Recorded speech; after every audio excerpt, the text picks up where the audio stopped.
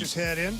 I thought maybe he heard that we were going to be here. Well, I think that that as well, but no, it's been a big day, big week so far here. Blues doing a great job of really putting on a great camp. Synergy Hockey partners with the Blues Youth Hockey Group, and we put on this camp. And Synergy Hockey. If you're watching the YouTube, Anthony's got his shirt on. I got my shirt on.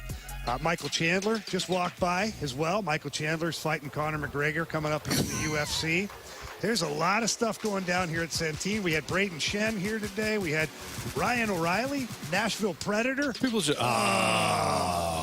we still love you, Ryan. We still love you so much. We had Pat Maroon, the big rig, was in here too. Nice. Pride of Oakville. Pride of Oakville. Now he's Minnesota Wild. Yeah. So, yeah. I kind of hate that he's part of Minnesota now. Like, I don't know what's worse, Ryan O'Reilly going to Nashville or the big rig going to Minnesota. Because they both suck. We know. Not them. Yeah, the teams. Sure. Suck, yeah. But as we know, the big rig, any team that he touches of late, likely to win something big. I didn't think about that either. Yeah. If he's in Tampa, Bill okay. Garrett is already sizing up the guys for rings. Yeah. Probably shouldn't, but I mean, come on. Yeah, percentages tell me the big rig's getting you cup. Exactly. At some point in his tenure there, yeah. We are live at Centene Community Ice Center. We're going to be here all week for the Blues youth hockey camp, and maybe we'll get a chance to talk to some people throughout the course of the week. But otherwise, we appreciate you listening here on the Fast Line on 101 at ESPN. So the Cardinals knock off the Diamondbacks last night.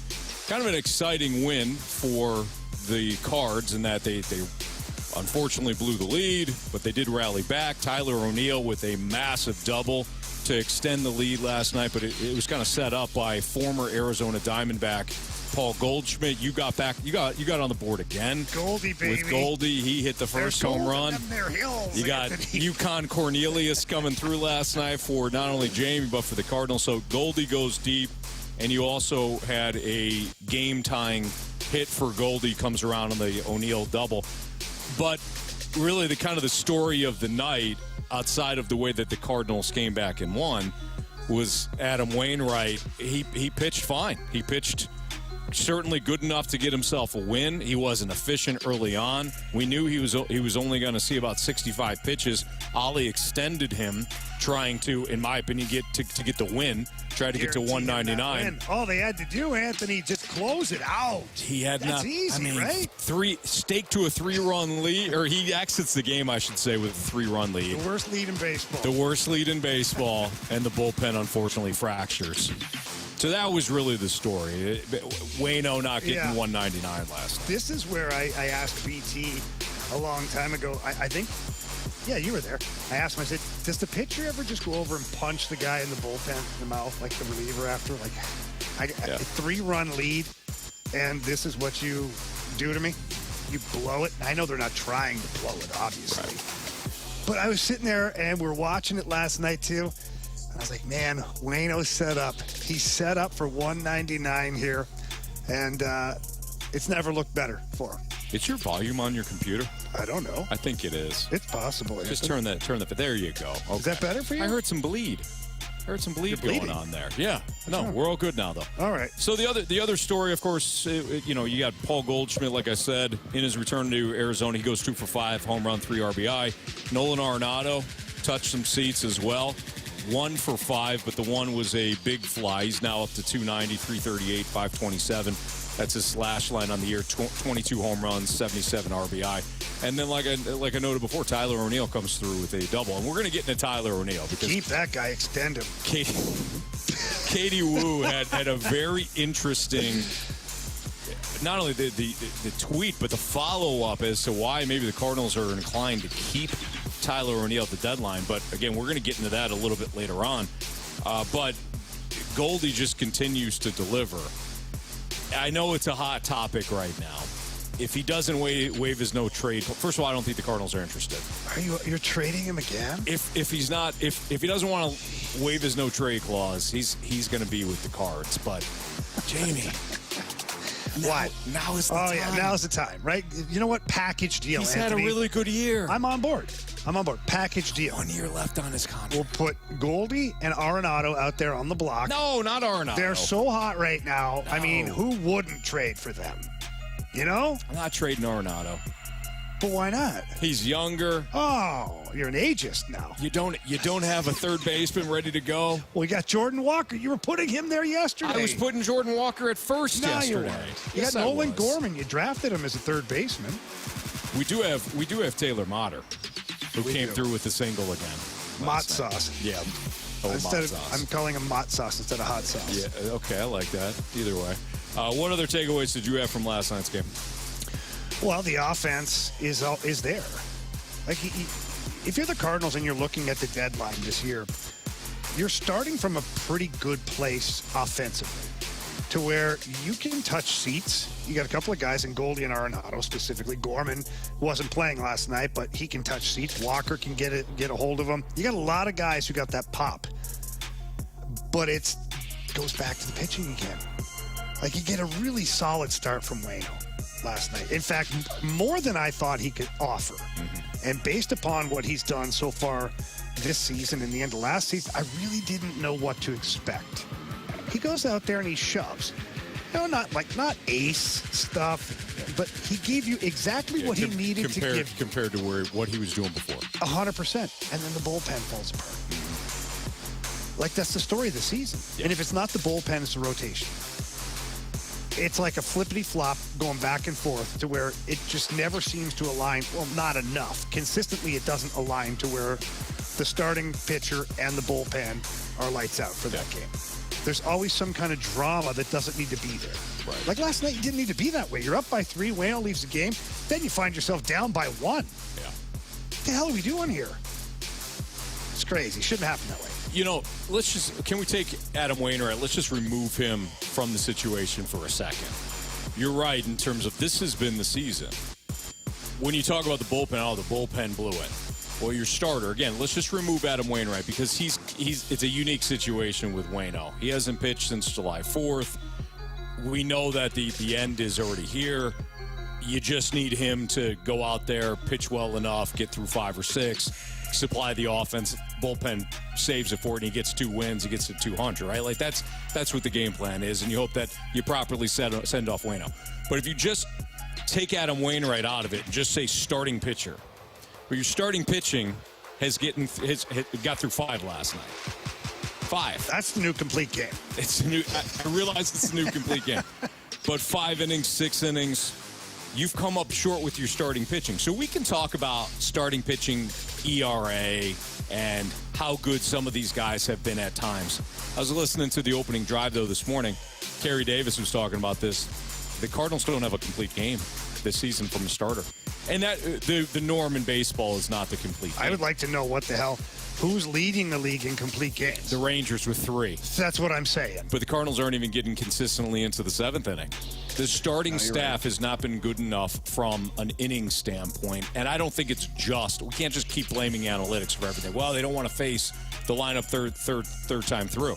I think Ali, the deeper as we get into the season, would let his starters go a little bit deeper, knowing that the bullpen is fractured. I don't think he always wants to go to the pen in the fifth inning or the 6th inning. So it's kind of that domino effect of your starting staff doesn't pitch deep into games. You've exposed your bullpen too much. You've got injuries to your pen. You've got guys that are up now just trying to eat innings that probably shouldn't be in the big leagues, and your bullpen is fracturing. You scored 10 runs last night. You should win that game. You did, but how many times do they score 8+ runs and they lose? They've been a lot of games. 7+ runs and they lose. It's been the story of the season, Jamie. Yeah, it's frustrating. And imagine for a guy like Ollie to where the recipe isn't really changing as far as like how he's utilizing his pitchers or his players, but the end result changes. Yeah. The end result is who knows? Yet he's using the same formula, but he's getting a different product every single time. Right. So we want to blame Ollie Marmol, and there's a large part of the fan base that wants him fired or they want to bring in somebody new. I don't know what it is that they would do differently. I don't know. Because what did he do last night? The play was to get Waino through the 5th. Yeah. Any other manager I don't care who it is. Take the greatest manager ever in the history of the game would have wanted to get Waino through the fifth and get to the bullpen. That was the play. Yep. Now what? Your bullpen crumbles. Why is that the manager's fault? Right. Because if you leave Waino out for another inning, the wheels may fall off at that point. I feel like you had stretched that out or maximized Waino as much as you possibly could. Yep. And even Waino, usually he's ticked off when he gets pulled out. He was kind of celebrating and with his teammates, like he was, happy for himself. He knew, like there wasn't the Waino where, he's like, ugh. Yeah. He was like, okay, I did my job. I'm in line for a win. And I did my job. Yeah. Bottom line. Hand it off to the bullpen, whoever that may be, and the bullpen blew it. Yep. That's not Ollie's fault. No, it's not. That's the bullpen's fault. I'm with you. That's Jamie Rivers. I'm Anthony Stalter. It's the Fast Line on 101 ESPN 212. Your time check is brought to you by Clarkson Jewelers, an officially licensed Rolex jeweler. As you can see from our background here, if you are on our YouTube channel at 101 ESPN STL. I'm glowing on this channel, by Are you the way. glowing? Yeah. I'm bright white. You look good, kid. Look at that. Look at Casper, the friendly ghost. No, you're fine. You're great. That's fine. We are at Centene Community Ice Center today for the Blues Youth Hockey Camp, which is going on all week. We're going to talk about Tyler O'Neill next because Katie Wu had a very interesting tweet. And when I read the initial tweet, Jamie, I thought to myself, what the hell are we doing here? Then with her follow-up, I'm like, all right, I kind of get it. We'll talk about it next on 101 ESPN.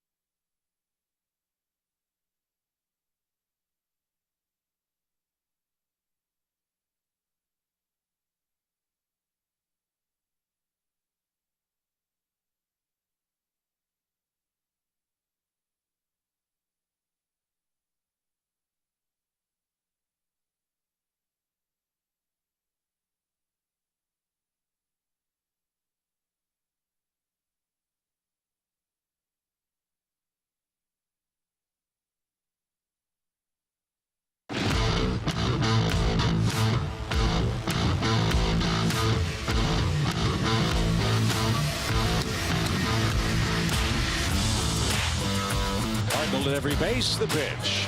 Swing, drive, hammer toward left. That ball is down and into the corner. 2-run score. Here comes Nooner out third. He's getting waved. O'Neill clears him with a double.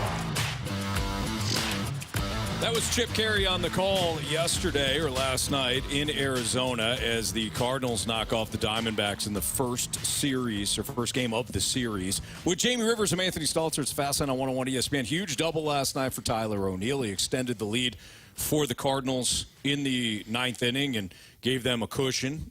Jordan Hicks specifically gave him a cushion so that they can close that thing off. But the reason why we're talking about Tyler O'Neill today, and I think this is going to be kind of an interesting topic throughout the course of the show, Jamie.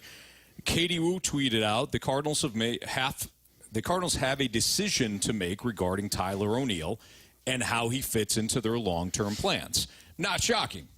You do need to make a decision about Tyler O'Neill. I thought the decision probably was already made for him based on his long history of injuries. What? If you can showcase him from now until the MLB trade deadline, great. Get something for him. Katie Wu continues, though. As for now, however, it doesn't appear the Cardinals are inclined to move him at the trade deadline. So many questions, Anthony, so many questions. Now, so this goes back probably to my original discussion with you. We won't call it an argument because there was no argument, not over that anyways. Over other things. Over plenty of other things to worry about when it comes to that. Sure. But our initial discussion was, what are you really going to get for Tyler O'Neill? That's what I said. I was like, what are you really going to get? You know, I don't know if people are still looking at the 2 seasons ago MVP-ish season from him. I think people know it's there. The problem is the consistency from that moment on has not been there, not just statistically. Like, he hasn't consistently been in the lineup. So that being said, I don't know what you could get for Tyler O'Neill, but I also, on the flip side of this, don't understand the strategy. The player, in my opinion, clearly doesn't want to be a Cardinal. I shouldn't say that. I shouldn't say clearly. It seems as though he would like a fresh start somewhere else. The club has had its friction with Tyler O'Neill, Ollie Marmol calling him out. I don't know anything else to do with it, but it just doesn't seem like a happy marriage all around. And trust me, I know what that means. And that being said, is why would you not move him? Why would you not? Somebody out there is in need of an outfielder, a 5-tool player. Maybe. Yeah.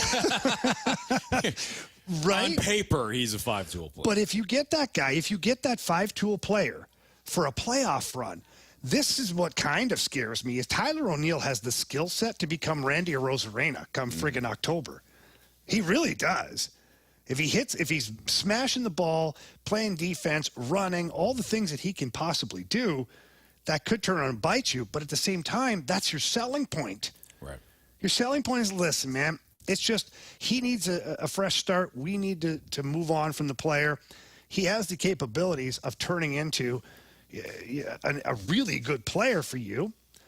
So we think his value is a little higher than that. But I don't understand the strategy of holding on to it. This is the situation we talked about yesterday. Who have the Cardinals held on to too long? You brought up Paul DeJong. Paul DeJong has worked his way back into being a Major League Baseball shortstop, and he's having an okay season. But this is another situation where I feel like Cardinals are holding on again. Right. For what? Right. Are they still gun shy from like Rosarena and Dolskar? Like, you can't let it affect you like that. But and I agree, Jamie. And what else is that doing moving forward? So let's say you keep Tyler O'Neill. And by the way, let me mention the other part of Katie Wu's tweet here, because it goes hand in hand with what I'm going to say next.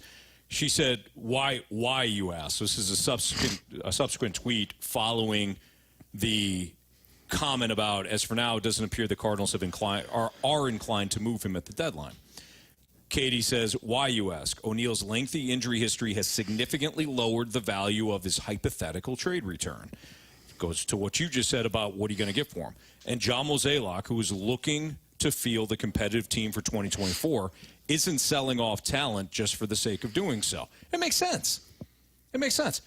You turn around, you're going to give Tyler O'Neill up for, I don't know, a double A player.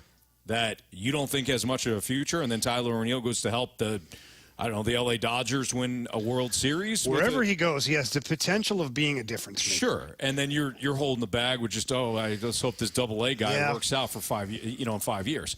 However, at what point do you look at your roster and look at it more than just what the production is on the field? And I know that's a crazy thought, right? Because it's all about production. What do you mean? Jamie. Are you talking about like clubhouse? Mo's got to build a team. Yeah. And it is difficult. I think one of the most difficult aspects of baseball, really any team, is actually building a team. Collecting talent, is not easy, but it's easier than building a team. There's a huge difference. The Philadelphia Phillies and New York Mets and San Diego Padres, the Padres, I think, are the poster child. The Padres have done a phenomenal job of collecting talent. Have they built a team? No, anything but. So last year they had a pretty good run, but the year before that there was a lot of internal strife. That internal strife has come back up again. They don't have a team. They have a collection of talent. So if you're Mo, getting back to the Tyler O'Neill situation, and you're deathly afraid of giving him up, especially for a return that you're not satisfied with, I understand that. But does Tyler O'Neill fit on your roster to build the best team? He's not available. No, he's not. The idea we gotta move on from the idea of Tyler O'Neill. What has he actually? But that's what's holding us? them back, Anthony. I know. That's what's holding the club back. Is the fear of Randy Arozarena 2.0 happening? Right. Why? Because he's very similar. Mm-hmm. He's physically gifted. He's a strong guy, very athletic guy, tremendous amount of pop, great speed, great defense. That if he's available, could turn around and really help a team. Now, the Cardinals, here's what you have to do. They got to just move on. Yes. Got to move on. And you can't sit there and care about what happens once he's gone. Mm-hmm. You try, if you can, to trade him maybe to the American League or a team that has nothing to do with you at all. Like so that maybe. No, maybe not. I see what you did there. It took me half a second. The hamster fell out of the wheel, got back in. Can you imagine Arozarena and O'Neill playing the corners of the outfield? No. My goodness. Or Texas with Garcia. Yeah. Oh, yeah. That would be painful. But as an organization, you just have to say, listen, we've had some missteps before. I don't think the fan base here in St. Louis will look at this the same way. Like if Tyler O'Neill is traded to Team X, Y, or Z, it doesn't matter, and he goes on to have success, I don't think the fan base turns to Mo and be like, "Blah, look, we told you." No, not the truth at all. Arozarena never really got the opportunity. So you have an argument there that you didn't give him his chance here in St. Louis. Look what he could have been. Mo has given ample opportunity for Tyler O'Neill to play and take over and do his thing. He just hasn't been available, to your point. Yeah. So I don't think the fan base turns on Mo if Tyler O'Neill goes and has success somewhere else. I just don't see that happening. I think you're giving the fan base a little more credit. You know what, Anthony? I like our fan base here. Me too. Okay, I give them credit all the time. I don't think it takes much to be ticked off at Mo for this fan base. So Tyler O'Neill goes someplace else and has success. But to your overall point, Jamie, I agree with it. If you know that Tyler O'Neill doesn't have much of a future here, why are you going to hold on to him? Now, maybe you hold on to him at the deadline. Maybe you don't like what you're hearing back. Okay? Roll it out the rest of the year. And I believe he's got one more year of arbitration. He does. I think it's going to be somewhere in the area of 9 to 11 million, somewhere in there. So maybe you get through it. I could just be staltering that. I'm done with him. Either way. Well, okay, yeah, thank you, Janet. All right. Let's say you get through the rest of the season, you keep him at the deadline, you get because you don't hear what you don't get the offers that you're hoping for, okay? Mm-hmm. So you don't give them up for nothing, smart, but then you get into the off season and then trade him then. Either way, the Tyler O'Neill experiment has got to be over with. Because what are you going to do? You're going to keep Tyler O'Neill after he has shown you repeatedly that outside of the 1 year you can't stay healthy, and you're not going to give more opportunities to Somebody like Dylan Carlson, who once was a top prospect in your organization, is still only 24 years old. You going to trade Carlson for pennies on the dollar because you don't like the return on Tyler O'Neill? At some point, you got to believe what the player is showing you. Harrison Bader, same thing. Harrison Bader had been banged up. As a Yankee, he's shown flashes, and he's been banged up. You got to understand, like, that's who the player is at some point. So it's going to be fascinating to see what the deal is with Tyler O'Neill moving forward. We did mention the game plan, though. What is Mo's game plan at the deadline? It's a little bit murkier today than I thought yesterday. It's a lot murkier. Next on 101 ESPN.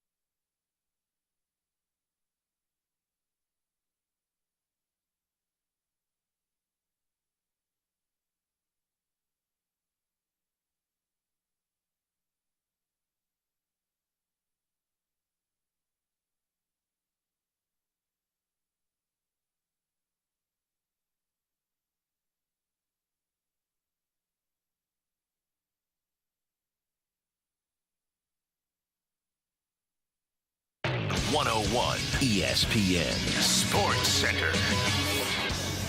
I'm Andrew Marsh. It's time for a Sports Center update driven by Johnny Londoff Chevrolet and Johnny Londoff Autoplex. The Cards win 10-6 last night over the Arizona Diamondbacks. They scored 5 runs in the 9th inning, and they get back in the win column. Steven Matz on the mound tonight going up against Merrill Kelly. 8:40 first pitch. The Cards are 7-3 in their last 10 games, 11 games back of first place in the Central, and 9 back of the final wild card spot. We'll continue our conversations about your St. Louis Cardinals as the show progresses through.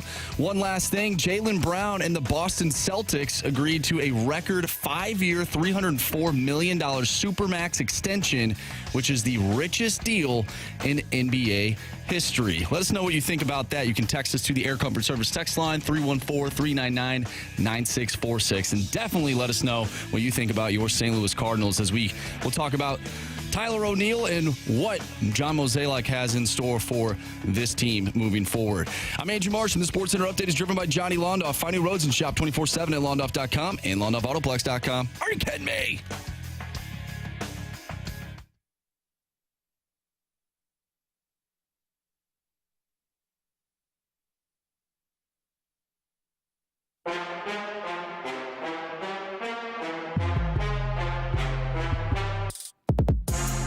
I just want people to remember when they trade away these pieces, when they trade away Jordan Hicks, when Montgomery and Flaherty go, when Tyler O'Neill goes, when Paul DeYoung and whatever, if there is a surprise, just know that there's a potential for them to be really good in their next place, Agreed. at their next stop.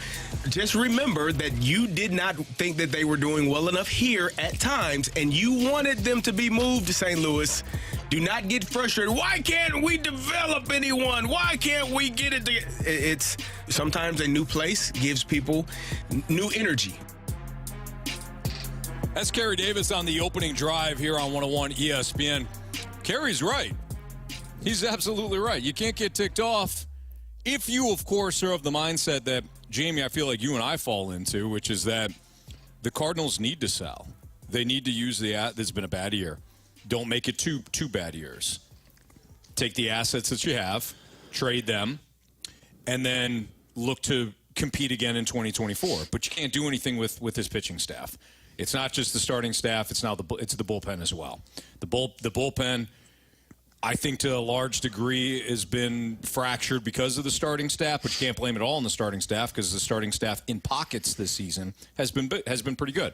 So if you wind up trading Flaherty and he goes on, he has a lot of success for a short period of time, so be it. Montgomery, probably not going to resign here. If Tyler O'Neill goes on and he winds up having some success, okay. But you have to make the decision right now. And that's what it is. Nobody can predict the future. I think we as fans want our general managers or our president of baseball operations or hockey operations to predict the future. Nobody can. You have a decision to make. You make the best decision that you think, and you move forward. You deal with the results of it. Now, if you compile a bunch of bad decisions in a row, then you got to go. Yeah. And maybe a lot of Cardinals fans are saying, well, yeah, you have already these bad decisions. Okay. But what are you going to do? So when you look at, Jamie, the game plan for Mo at the trade deadline, what do you think it is? After what we just discussed with Katie Wu and Tyler O'Neill. Well, I was listening to, I believe it was BK and Ferrario today, and they were quoting Bill DeWitt III, who was on the Cardinals radio station. Mm-hmm. And paraphrasing here, because I don't remember the exact quote, and I don't have it in front of me. But he was asked, what's the strategy at this deadline? Are you guys in tear-it-down mode, or are you closer than, you think, just a couple of tweaks? Basically, that was the crux of the question. Sure. And what was a head-scratcher for me was that the response was, paraphrasing again, something to the effect of, well, we're waiting to see what the other teams do and also what the offers are, meaning who comes calling for what player. Sure. But what I would have liked to have heard was a very certain strategy. You don't have to tell me what it is, but you can say, We've had meetings. We know exactly what we're looking to accomplish. If the trades that we're trying to make aren't there, then things may look different than we anticipated. But as of right now, we have a very clear vision as to what the Cardinals will look like the rest of this season and what we're building for next season. And we owe it to our fan base to not go into a full teardown and a full rebuild. We owe it to our fan base to put a winner back on the field to finish the season wherever we end up. But certainly next season, the goal is to win the division again. Yeah. Boom. Now your fan base go, okay, this is like one of the top dogs. And I understand that Bill DeWitt III was probably trying to just play, not coy, but not really try to reveal too much. Certainly not trying to reveal that there's any kind of panic or that they're flustered. But it worries me that maybe they don't have a complete strategy yet. It worries me that maybe they're sitting there going, Yeah. if somebody offers us this for this player, I don't know if we'll trade him. Like Right. then the Tyler O'Neill, that little nugget comes out of it, like, probably going to hang on to him. So, like, then what's the vision? Yeah. Because I can see the same thing. Well, you know, Paul DeYoung, he's been very serviceable for us this year. And but you're laughing, but Right. if you're going to hang on to Tyler O'Neill, why would you not hang on to Paul DeYoung? Paul DeYoung's better than Tyler O'Neill right now. And, you know, may not get the return you're looking for. What is the standard that you're setting? What are you looking for? Right. Like if you're looking for a 1 or a 2 or a 3 pitcher in a rotation, then yeah, you're not going to get that for Paul DeYoung. Sure. But if that's the standard, then you're hanging on to Paul DeYoung. And this trade deadline is going to go zooming by, and you'll still have DeYoung, you'll still have O'Neill, you'll have one of Flaherty or Montgomery, and then what? So Yeah, it can't I be guess, division. and I guess I don't know the truth as to what their plan is behind closed doors. Yeah. It's the perception.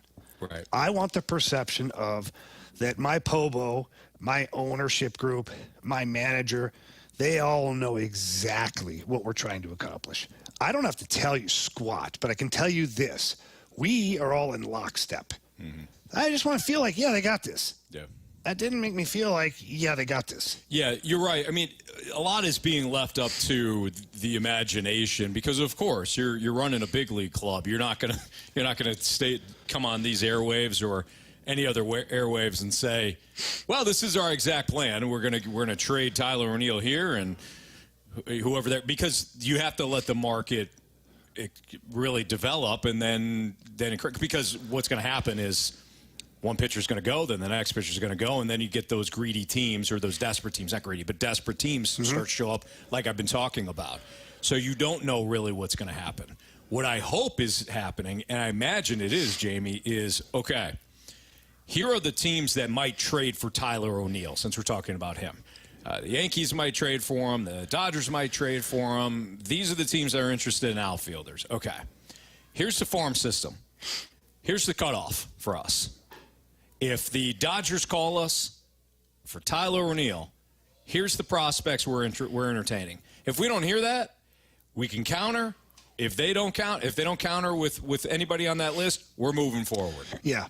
And I imagine that's how it's going to happen. But to your earlier point, you better have some sort of aggressiveness when it comes to dictating it's your deadline. I realize the market's got to develop here, but you can't just allow others to dictate, because what I think is going to happen is that the Cardinals are just going to sit then, afraid to make a move. I mean, maybe not even afraid to make a move, afraid to make the wrong move, and then it's post deadline. You got these assets still sitting there for nothing. But when you talk about players, like if Tyler O'Neill, if their philosophy overall is, we just don't know we're going to get enough for Tyler O'Neill, package something in, package another player in. A prospect, a higher value prospect, whatever it is, but go get what you need using Tyler O'Neill in that trade. Yeah. It doesn't have to be Tyler O'Neill for pitcher X, Y, or Z. It doesn't have to be that. Because if those pitchers, the other teams are saying, go chase yourself, we're not trading this guy for Tyler O'Neill, okay, fine. Would you trade it for Tyler O'Neill and McGreevy? Right. Oh, well, now we're getting a guy that could be a big bopper for us in the outfield, has MVP skills, can't stay healthy, but MVP skills, and now you're giving me a really good young prospect, I have no problem giving you a number 2 or number 3 pitcher. At that point, it makes sense. Go orchestrate the deal. That's what you're supposed to do, is put together deals that other teams they'll dance with you at that point. To get what you want. Yes. That's what I'm saying. You have to some degree, again, while the market needs to kind of show itself to you, you can dictate things. Who do you want in the Dodgers farm Hey, just system? go and say, hey, I'd like this guy. What's it going to take? Right. Well, it's going to take Paul Goldschmidt. Yeah, that's funny. How about Tyler O'Neill and whoever? Right. Luke and Baker. I mean, I'm just throwing like. Sure. And who in your farm system is not developing at the pace that you want him to? Or you have, you know what? I don't know if it's gonna happen. Yeah. Because other teams Or aren't what do you gonna have a know surplus of? Because I've got a surplus of outfielders. Right. I don't need 8 outfielders. I don't. Yeah. So obviously, you know that I'm going to be dealing an outfielder. Where's your surplus? Right. Well, it's bullpen arms. All right, let's kick the tires. Right. Who you got in there? Yeah. Which you'll already know because you've done your homework. But that's what has to happen. Yeah. Jamie Rivers, Anthony Stalter, we're live from Centene Community Ice Center here. It's a Fast Line on 101 ESPN. We do have our Sports Six-Pack next. So if you got a question, send it in. We'll do it next here on 101 ESPN.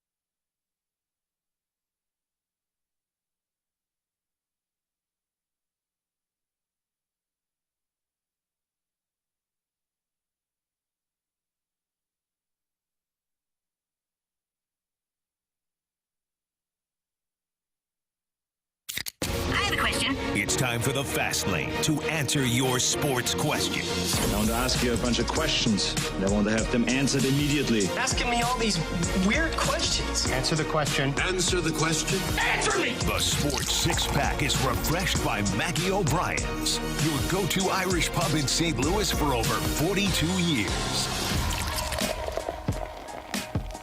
All right, let's head back to our studios where Andrew Marsh is located. We're live at Centene Community Ice Center for the Blues Youth Hockey Camp. And Marsh has got your questions for the Sports Six-Pack. Question number 1. All right, gentlemen, from the 636, Jaylen Brown just signed his Supermax 5-year, $304 million deal. Do you think Major League Baseball should take on this style of contract structure where you can only gain 140% of your previous contract annual or AAV to help thwart overspending an overpaid market? I don't think this model works for any other league because you have too many players. And so I don't think the model that the NBA has works for any other professional sport. Imagine trying to pay Supermax deals in football, Supermax deals in hockey, Supermax deals in baseball. There's just too many players. Yeah. So I don't think the model works from a standpoint of you'd have too many mouths to feed. Does that make sense? Yeah, it does. Yeah, your basketball rosters, you're out of the four major sports, their basketball rosters is the smallest. So I agree. And I'll just add to it that Major League Baseball doesn't want any sort of cap. The players don't want it, players union doesn't want it, and the teams don't want it. So I don't think we'll ever see that. And unfortunately, it does lead to, and I'm not saying this is the best policy for on-field competition, but it'll continue to lead to the haves and the have-nots in Major League Baseball, which has been prevalent now for a long time. Question number 2. From the 618, would you trade the surplus of outfielders and make Carlson, Nootbaar, and Walker your starting full-time outfield and use Contreras as a catcher/fourth outfielder when the three above need a day off? Marsh, you know this. I'm not that bright. Can you run that by me again? Yeah, Absolutely. Absolutely. So, would you trade the surplus of outfielders that you have, make Dylan Carlson, Lars Nootbaar, and Jordan Walker the starting full-time outfield moving forward, and use Wilson Contreras as a catcher/fourth outfielder when the other three that I mentioned need a day off? No, I wouldn't. Yeah. Who are we trading, though? We're trading Tyler. So in that case, we're just trading Tyler O'Neill? You're trading O'Neill. You're trading Burleson. Okay, you still have Donovan. You still have... Yeah. Like, guys, I'm really, really far away from putting Contreras in the outfield. I'm too. When's the last time he played outfield, or has he ever? I don't know if he ever has. That's my point. What the hell are you doing? You already have Jordan Walker. That's a bit of an adventure out there at times. Yeah. And now you're going to put Wilson Contreras out there? No, I'm not. A guy that's going to be half motivated to play because he doesn't want to be out there anyways? Right. Yeah, I don't. That's just not happening for me. Yeah, for me, the game plan with Contreras, and I would do it as early as the after the trade deadline, it would be Contreras is still the 1A to Ivan Herrera's 1B, and Contreras, when he's not catching, is your DH. That's how I would operate, and I would operate that way all of next year, too. I think that Andrew Kisner, who has been a really good Cardinal for you, I know he's one of the hardest working guys on the team. I think his time has come. I think you trade him. The Yankees need a backup catcher right now. There's other teams that are going to need a backup catcher. We got a guy named Contreras available. Well, Jimmy, I don't think you're going to be able to trade him. But well, you said a backup catcher. What? Did I say something wrong? In fairness to Contreras, Jamie, he's a DH. Go ahead, Marsh. Question number 3. Yeah, we got a text saying that we talk too much Cardinals baseball on this radio station. So this next question from Steven, can Mizzou football win 8, maybe 9 games this season? There's a lot of talent in Columbia. Well, let's take a look at the old schedule. I think 8 or 9 games is probably a little heavy on that one there. Let's take a look at I saw the schedule a while back, but let me take a look here again. So 8. What are we shooting for? 8 or 9, Marsh? 8 or 9, yes. Okay. All right. So you got South Dakota to open up. You should win that one. Middle Tennessee, you should win. Kansas State is always a tougher team, but you're certainly capable of winning that one. You got Memphis at the Dome. You could start 5-0 because you got Vanderbilt after that. Your first tough game is LSU, and that's at home. You're at Kentucky. That's a winnable game. South Carolina is going to be better this season. I think, with Rattler there for another year. South Carolina is going to be decent, but that could be a W. You're at Georgia. That one's tough. Tennessee's going to be tough. Florida is going to be tough.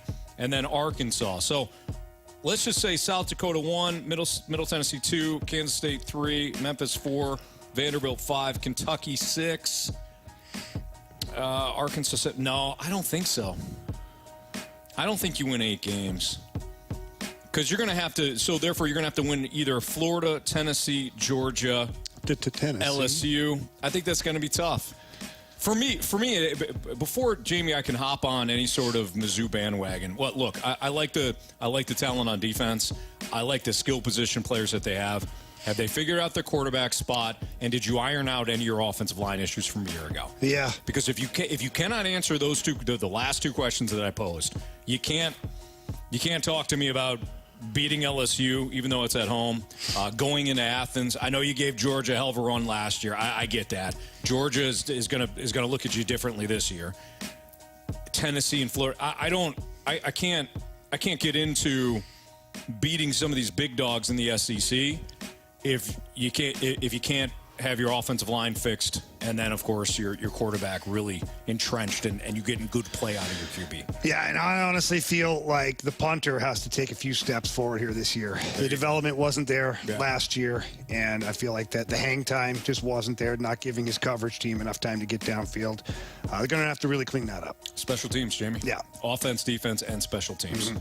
Special teams, one of the most overlooked aspects in football. Clearly. And the punter, specifically. So, nice job. Guy plays a big role. Yeah. Question number 4. All right, guys, we had multiple texts come in saying that we are talking too much Mizzou football. So we're going to transition back to Cardinals. From the 636, the Cardinals currently have blank number of starters currently on the roster or in the minors for next season. So this one is a fill in the blank. Like starting pitchers or starters? I don't know if I understand the question properly, Anthony. What do you starting pitchers? Starting pitchers. Starting pitching, yeah. They've got 2. Yeah. Because I'm not going to put that on, Michael McGreevy or Graceffo. Libertor. I'm not going to put that. Hudson. Yeah. Woodford. I'm sorry. Hudson is not starting for me. What? Woodford's not starting for me. I would seriously entertain Libertor to the bullpen. You're going to have to give him another chance, Anthony. I don't care what you think right now. Libertor's going to get a chance. Yeah, go for it, kid. Yeah. Absolutely. But I can't count on Libertor in my rotation next year if I'm trying to compete for the division title again. Well, if he makes some steps forward, like if you see some progress in the second half of this season, you could look at him and earmark him for a number 5 spot and see how that works out. Yep. You don't have to give it to him. And again, if I'm John Mozeliak, I'm bringing way too many bodies to the dance. I'm bringing 7 starters. I don't care. Yep. The best will make the roster. The other 2, I'll figure it out. Mm-hmm. Because what happened this year is unacceptable. Agreed. Question number 5. From the 314, would it surprise you if Mo actually stood pat and did not trade anyone and said, we just couldn't find the right deals for the club? It would not shock me. It would shock the heck out of me. I wouldn't be shocked. I would be shocked. There's no way. He's already on record. He gets nervous. He's on record saying his players will be traded. So something, somehow, some way. Is this a budget thing again? I don't know. He trades one minor leaguer. Yeah, maybe. Genesis Cabrera has already. No, there we go. We've already had a trade. Genesis Cabrera onto the Blue Jays. So this is basically a budget deal. It's the same thing as the budget. Maybe. Where Mo says, well, we did trade somebody. Yeah, we did raise payroll. Yeah, we did raise. We really did. It didn't. No. I mean, Jamie's right. You got to. I don't think you can do. I don't think Mo can do that. Like, there's no way. No. No way. If I'm wrong, boy, oh boy, that'll be something. Next week, if he doesn't do anything at the deadline, next week will be both maddening, frustrating. We'll be exhausted because we'll be ripping the Cardinals basically all week. Text line will be overheating. Yep. Question number 6. Final question, gentlemen, from the 618. Did Saquon Barkley screw the running back landscape even further by signing his deal without having a no franchise clause included? Okay, so I wanted to talk to you about this, Anthony. Well, and I let's heard talk about it. Kerry Davis mention it. But let's get into the running back thing because I have so many questions following their big Zoom meeting and all this stuff that went on. And a lot accomplished there. Saquon doing this deal that we have to. I have questions about the running backs, and I have a lot of questions about Saquon Barkley. We'll do that next in the Fast Lane on 101 ESPN.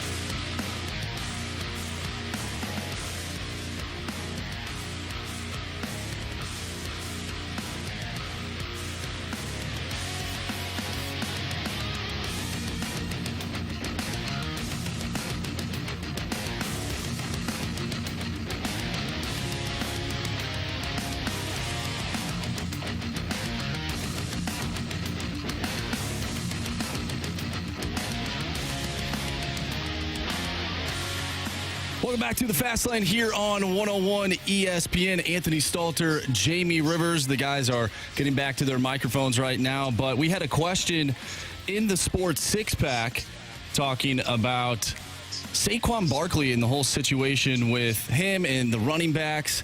And Saquon Barkley of the New York Giants did sign a one-year deal, $11 million, with some incentives. I know Jamie wanted to talk about him, and there's, of course, been so much going on with the whole running back situation.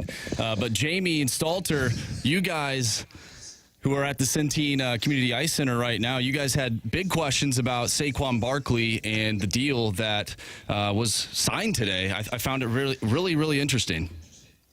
Yeah, Marshy, first and foremost, sorry about that, buddy. We were in the Blues alumni. Just we were looking around. Jamie was showing me. I mean, I've been there before, but Jamie was kind of showing me around. I started to, take some slap shots. Were you trying to clear the puck? Yeah, I was showing Jamie the proper technique to how to clear a puck. So again, we apologize there, Marsh. Thanks for taking over. Hey, you know what? If you guys are putting the Clear It Camp at the forefront of this show, I mean, I respect it. Yeah, Marsh. I respect it, Anthony. I mean, you're taking that 10-year window that we have, and you're expediting it. Yeah, you're darn right I am. And good word choice there, Marsh. Yeah.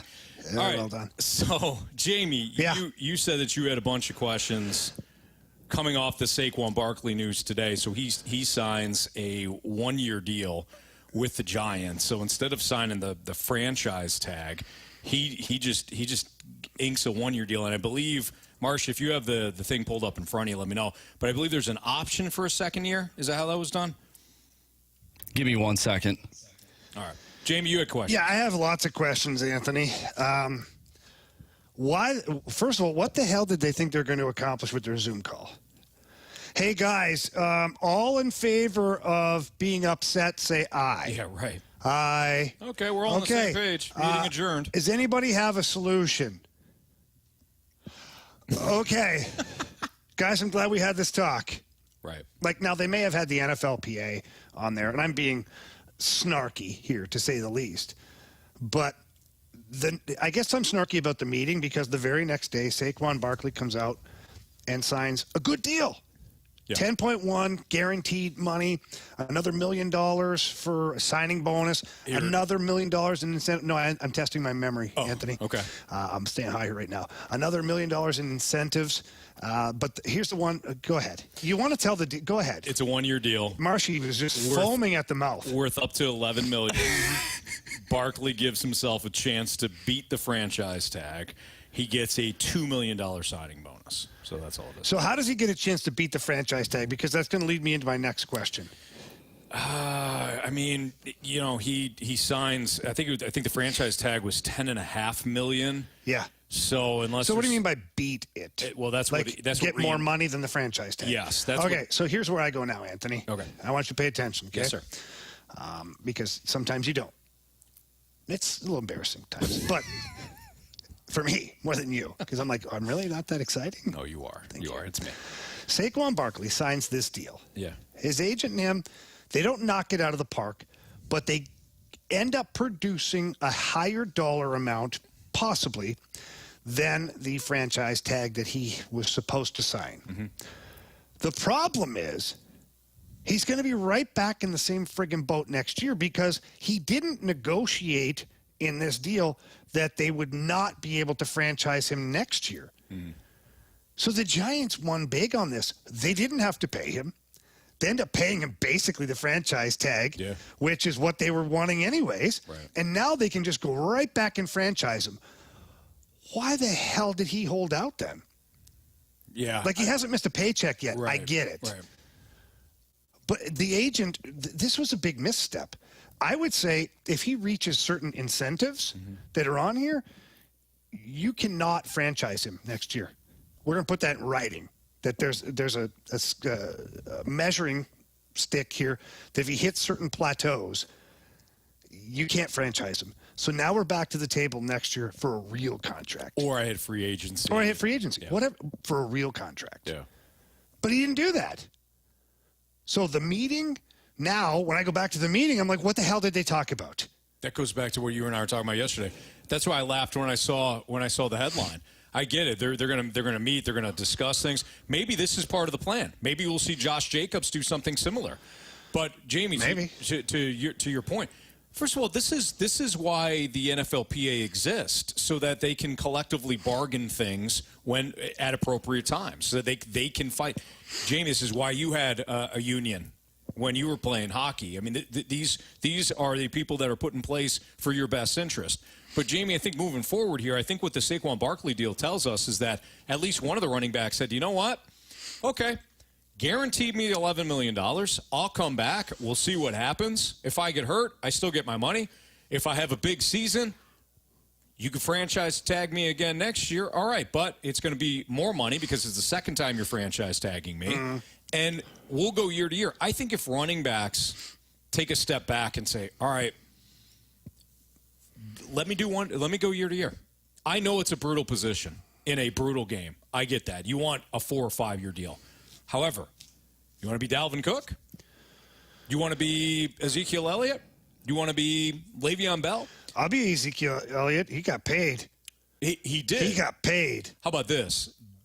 Doesn't have a team right now, but he got paid. Okay, but when you look, you're right. When he looked, but he got cut too, so he never saw the end of that contract. Dalvin Cook, but the guaranteed money that he got was still guaranteed. Sure, but if you're looking at it, and if you're looking at it from the team's perspective, you're saying none of those second deals worked out for the team. The Ezekiel Elliott deal worked out, kind of, not really though. The Cook deal, you didn't see it all the way through. And then you can go back and look at all the Le'Veon Bell. The Jets got nothing for their money. You don't pay the running back the second contract. It usually doesn't work out. So if you're the running back, you can fight it. You could do your Zoom meetings, but what is that going to do? Because every single time, and I mentioned this yesterday, that Isaiah Pacheco or whoever, Raheem Mostert or any running back that plays for Kyle Shanahan, they go off and they're an undrafted running back or a 7th-round pick or whatever, and they have big seasons, it does decrease the value for the other big guys. So, Jamie, I guess my overall point is maybe Saquon Barkley and some of these running backs are like, you know what, I'll go year to year. I'll go to year to year. I'll bake on myself because normally when you go year to year, you get more up front, and teams are more willing to guarantee you that 1 year contract. Yeah, but that's so risky. It's incredibly risky. For that position? What are their options? They don't have any. The Raiders aren't paying Josh Jacobs. The Giants weren't going to pay Saquon Barkley. You're talking about two of the best running backs last year in the entire league did not get paid in contract years. What's the alternative right now? I don't know. It's a huge problem that the union's going to have to look at. And what's going to happen is there's going to have to be another position player that's willing to sacrifice for the running backs. Yeah. That's always what happens in these things. And, you know, the superstars end up they're the ones that carry the biggest voice because they're the ones that are the best players. And I know that from work stoppages that we had in the past with the NHL, the big stars were the turning point. And some of them didn't care about the little guy. And that's why some of the lockouts were a complete disaster because they didn't care. Some of them did care and were able to change some things moving forward. Now, will guys care enough to take less money for another guy to make more money? That I don't know. That's a tough one. Any walk of life, any business, you're sitting right now listening to the show and you're in sales or whatever job you're doing, would you be willing to take less for the guy beside you to take home more? Yeah. That's a tough one to answer. Right. You know, they're paid very well, these athletes, and people say, well, what's the difference between, $20 million or $18 million? Well, $2 million. It's $2 million. And I understand, but so let's just put it in, let's scale it down and go, well, what's the difference between making $50,000 or $48,000?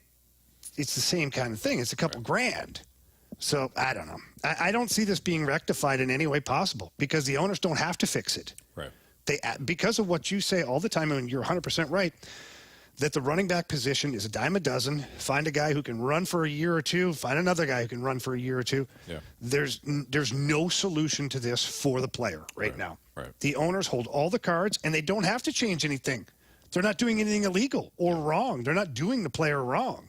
They're using the system that's in place that has been collectively bargained between the union and the owners. Right. The Chiefs won last year because of Patrick Mahomes and Travis Kelce, and while Pacheco had a nice year, he still replaced the guy that was a first-rounder. The Eagles got to the Super Bowl last year. Their running game looked like Jalen Hurts, Miles Sanders, Kenneth Gainwell, Boston Scott. They had a slew of running backs. Saquon Barkley and the Giants had a really good year. They made it to the second round of the playoffs and lost. The Raiders didn't make the playoffs last year.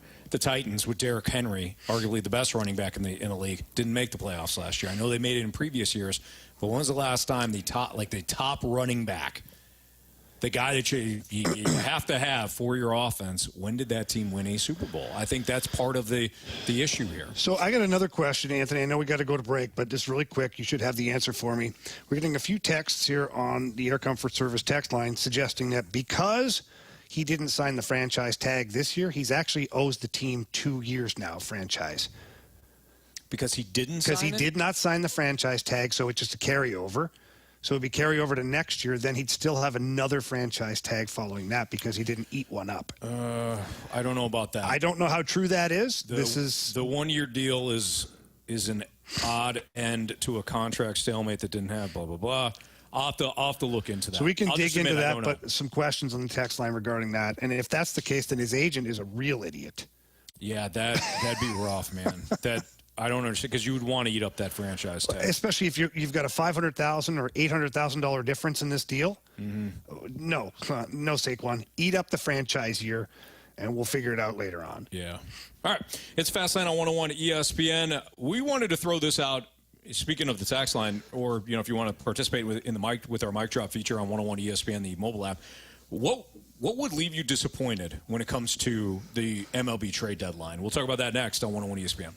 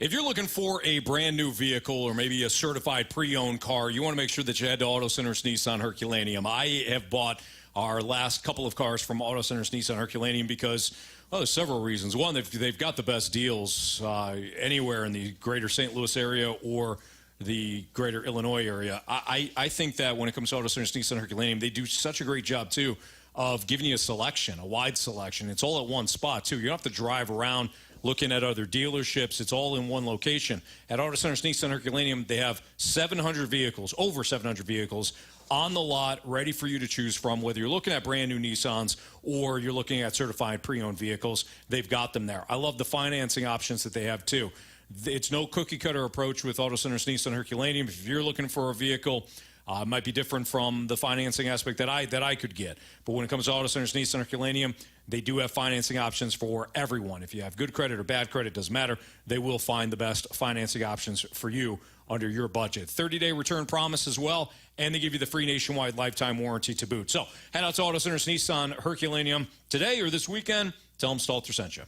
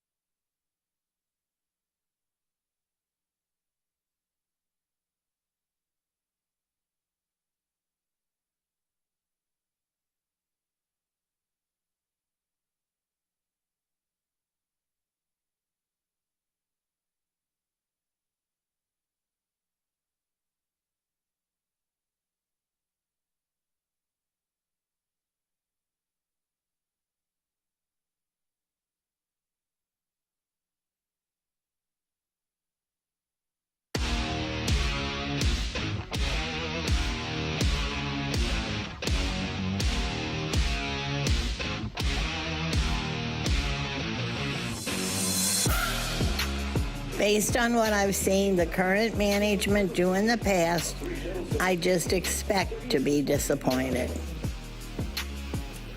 All right, so there's Janet. She just knows she's going to be disappointed regardless. Our question to you, though, if you're listening right now, what specifically would disappoint you about the MLB trade deadline? I don't want to assume, Jamie, that everybody is in the same spot that we are and thinking, well, you got to trade the assets that you currently have. If you want to get aggressive, you can. You don't have to, but what would leave you disappointed overall? I'm kind of interested to hear what the mic drops start to pour in. But for you, Jamie, if I would say, all right, August 1st, I believe, is a week from today, I believe. Let's take a look here. It is. So a week from today, trade deadline comes and goes. You and I are on air. Yeah. What's going to leave you disappointed? What specifically? What would be a disappointing MLB trade deadline for Jamie Rivers? Well, to not have some clarity in the outfield and have not picked up any kind of pitching of value. Like, I don't want a high A ball pitcher or double A pitcher. I want some true AAA prospect pitchers or young, already established major league pitchers, or even a guy that's got a year or two of team control left, but he's a number 3. I don't care. If they don't clear up the outfield and they don't address the pitching, that is an absolute failure. Yeah. For me, it's similar. It's a tepid MLB trade deadline. It's like they trade Jordan. What'd you call me? I called you Jamie earlier. I call it a tepid, like a lukewarm. Oh, you found a new word, did you? Yeah. You got that app that's I got the app. That one word a day that you can use and feel tepid smart? Today. Right. Wow. Don't ask me to define it, Jamie. Use it in a different sentence. Okay. I feel like your attitude right now is a little tepid. Yeah. See, I don't know what it means, so that could be anything. As you were, Anthony. Anyways, if they go into the deadline, Jamie, and they trade Montgomery but hold on to Flaherty, if they trade Paul DeYoung but hold on to O'Neill, if they don't trade Jordan Hicks, and it's like, well, we're going to see what happens. We're going to see if we can re-sign Jordan Hicks and Jack Flaherty. Well, you better, because you just passed up a deadline that should give you something to set yourself up for 2024. So I guess overall, what I would be disappointed in is if the Cardinals decide that they're not hearing the offers that they want and they don't roll the dice on trading, 4 or 5 of these guys to set themselves up for 2024. If you're not even marginally better a week from now for 2024, then that would be a huge disappointment. All right, I think we have a mic drop. And we've got some text, too. So, okay. Marshy, as you get the mic drop up, maybe scroll through some texts as well. I've got a couple here that I've earmarked, but let's get that mic drop. I think I'd be most disappointed in this deadline if the Cardinals didn't choose a clear direction to go. With redundancies on the roster, with log jams, at least getting a jump start on addressing the pitching deficiencies, the philosophical pitching deficiencies, as in no swing and miss in the rotation or the bullpen. If the Cardinals just lack that clear direction that they're looking to go in, if they don't accomplish that, that will be a disappointment. You know what? I can jump on that too. Jacob's right. I think it was Jacob. If the Cardinals have the same, if we're talking about the same damn problems a week from now, Jamie, you got too much. The roster is still kind of muddled. It's too congested in certain spots. Do you know what you have in Tyler O'Neill? Do you know what you have in Dylan Carlson? I realize some of these questions you can't answer. But if we have more questions than not a week from now, nothing has changed then. We talk about it, I feel, I've said this the last So you want perfect clarity as to what the direction is. No, but some... But, okay, so let me reword that. You would like it to be very obvious as to what the Cardinals were accomplishing at the deadline and what they're going to be looking to do in the offseason. Yes. Okay. I want a game plan. Yeah. And here's why. And you don't even have to, the Cardinals don't even have to define it. I would like to sit here and say, Okay, I could see it. All right, I understand what they're doing. It might not work out, but I understand what they're doing. But Jamie, the last 2 off seasons, I've said maybe even 3 off seasons, I've said the same thing going in. I've said eliminate some of your questions. Forget about will they sign somebody big? Will they make the fan base happy? Will you eliminate some of these questions that you have? I feel like they've added more questions every year. Exactly. Every single offseason, they come out of the offseason, and we're still like, do you have enough pitching? Do you have a clear situation in the outfield? Who's going to be this? Who's going to be? You're right. You've added to your questions more so than you've clarified. All right. Let's hear from Michael next. I would be disappointed with this trade deadline if Mo just goes out and acquires quote unquote young arms with high upside and end quote that could be in the rotation next year, because we all know that Mo is a terrible judge of minor league talent, and if he does something like that, they're gonna flop. So essentially giving our players away for nothing, yeah, that would leave me pretty disappointed. Okay, Michael, thank you for the mic drop. I'm going to push back on what Michael just said, and I get why he said it, because he doesn't believe that John Mozeliak can evaluate the talent properly. Mm-hmm. This is going to be out of Mo's hands. This is going to be Randy Flores, and I listened to Randy Flores on the opening drive just the other day. This guy's got it on lockdown. He knows what he's doing. He knows what he's looking for, and the people that, answer to him that are on his scouting staff seem to have a pretty good idea as to what they're doing. I think John Mozeliak will lean on Randy Flores. Mo is not out there at all the AAA ballparks watching these games. Mo's not on the internet watching all of these young AAA pitchers and whatnot. Yeah, he'll be provided with a list of guys who are top prospects. We can pull that up. Mm-hmm. You're sitting at home listening right now or at the office. You can pull that up. But it doesn't mean you're going to be able to tell who's good and who's bad. Right. So although I agree with Michael about John Mozeliak maybe not being able to evaluate, this is going to be out of his hands. Once you get past the major league level and you get down to the AAA ball and even lower or whatever, that's when Randy Flores and his staff are going to have to go to work. Mm-hmm. And Randy Flores has proven to me, at least, that he's a guy that knows what he's doing.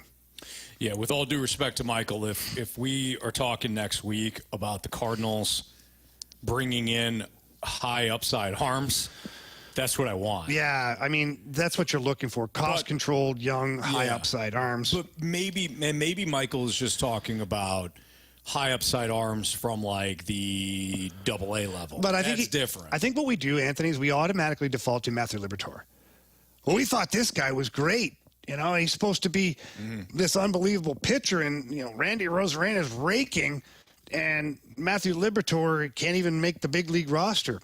Okay, true, but the St. Louis Cardinals were not the only team that viewed Matthew Liberatore as a high-end prospect. Yeah. Several teams, Major League Baseball, several scouting sites, all these places had him ranked very, very high as a prospect. Mm-hmm. Some of this falls ultimately on the athlete, too. The athlete has to continue to develop. And I'm sure the Cardinals are trying their best to develop them and get them to the next level. But, I guess my point is I think that's what a lot of Cardinals fans go to right away is recency is, well, Matthew Liberatore. They couldn't identify that. Right. And I don't know if that's fair. Yeah, right. I don't know. Maybe it is fair. Maybe the next guy they pick up is not good either. I don't know. But you can't stop acquiring these pitchers. This is why you're in this mess.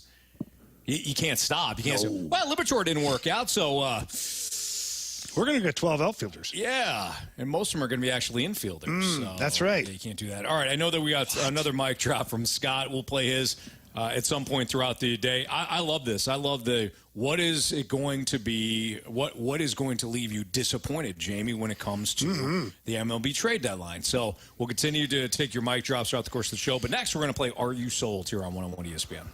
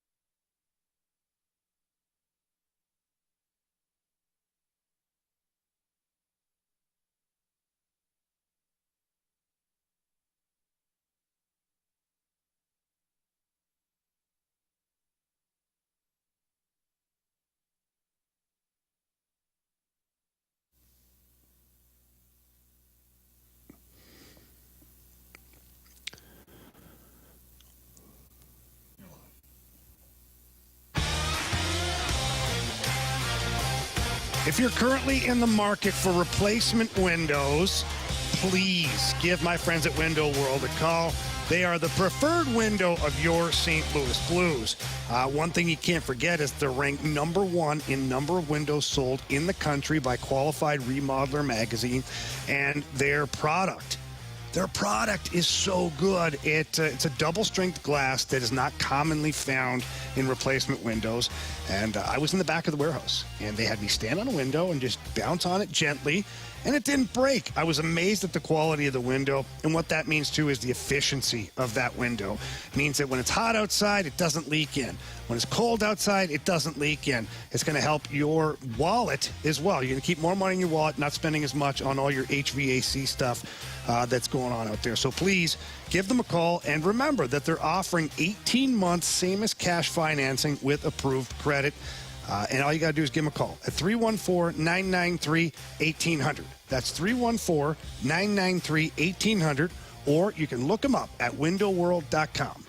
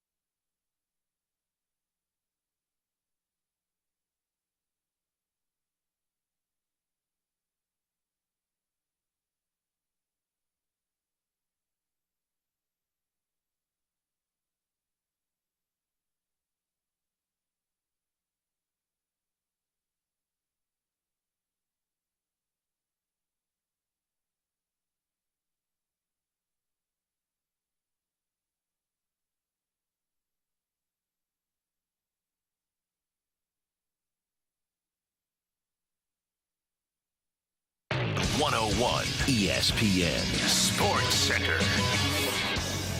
I'm Andrew Marsh. It's time for a Sports Center update brought to you by Saliga Heating and Cooling. The Cardinals get a 10-6 victory last night over the Arizona Diamondbacks. They scored 5 runs in the 9th inning. Adam Wainwright, unfortunately, did not pick up the win, but the Cards get back in the win column themselves as they have Steven Matz taking the mound tonight going up against Merrill Kelly. 8:40 first pitch. The Cards are 7-3 in their last 10 games, 11 games behind the Brewers in first place of the Central Division, and 9 games back of that final wild card spot. We have Are You Sold coming up next right here in the Fast Lane. I'm Andrew Marsh, and the Sports Center update is brought to you by Saliga Heating and Cooling, an independent American Standard heating and air conditioning dealer.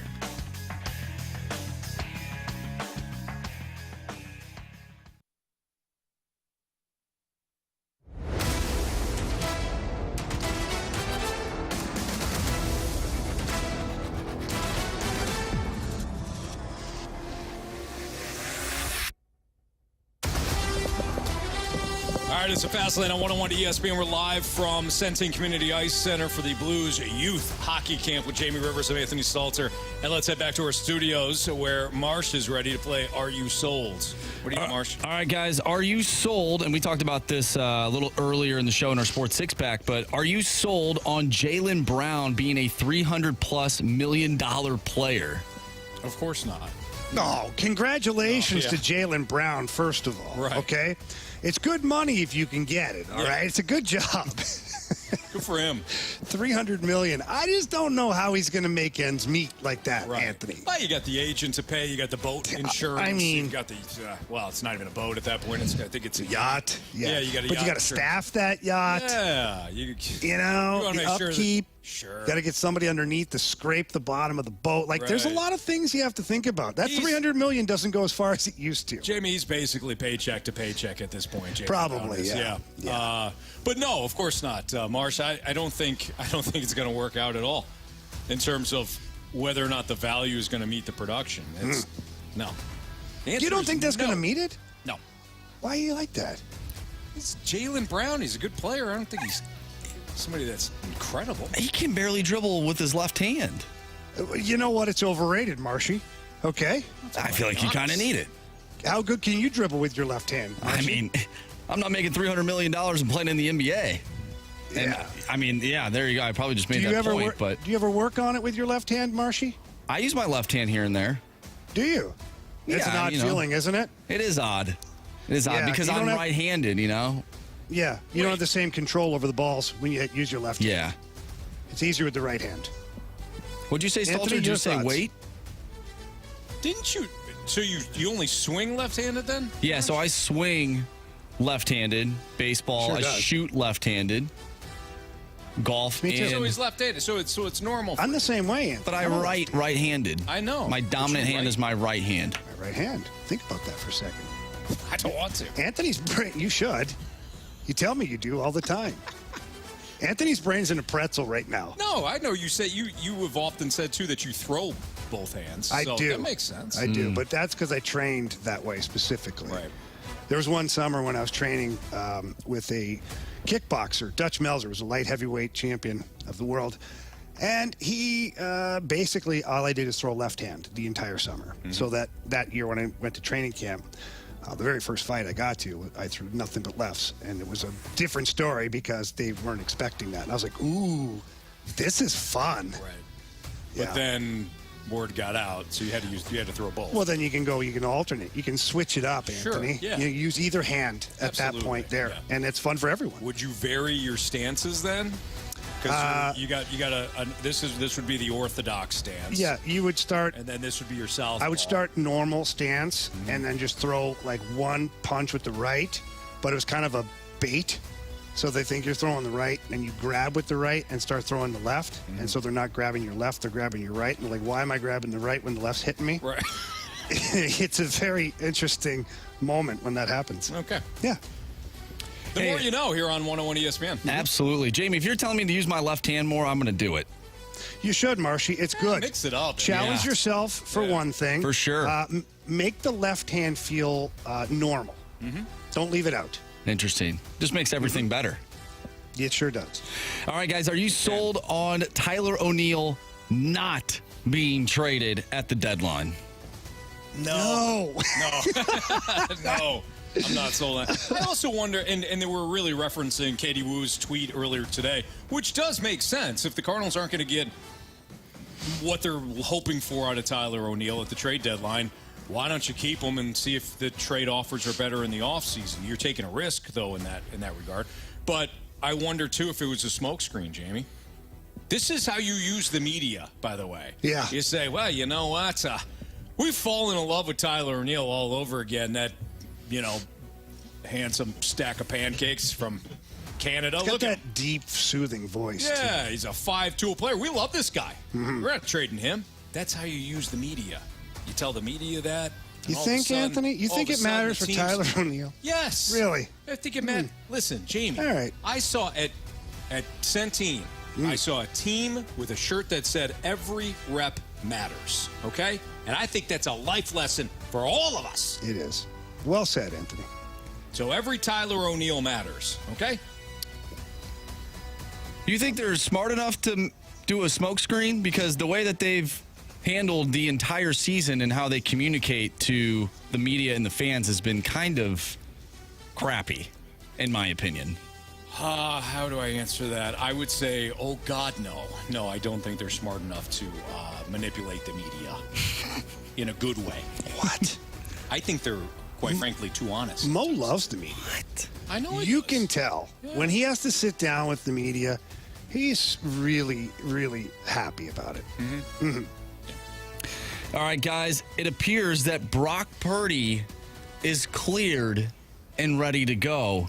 Are you sold on Brock Purdy being the same guy that you saw last year towards the end of the season?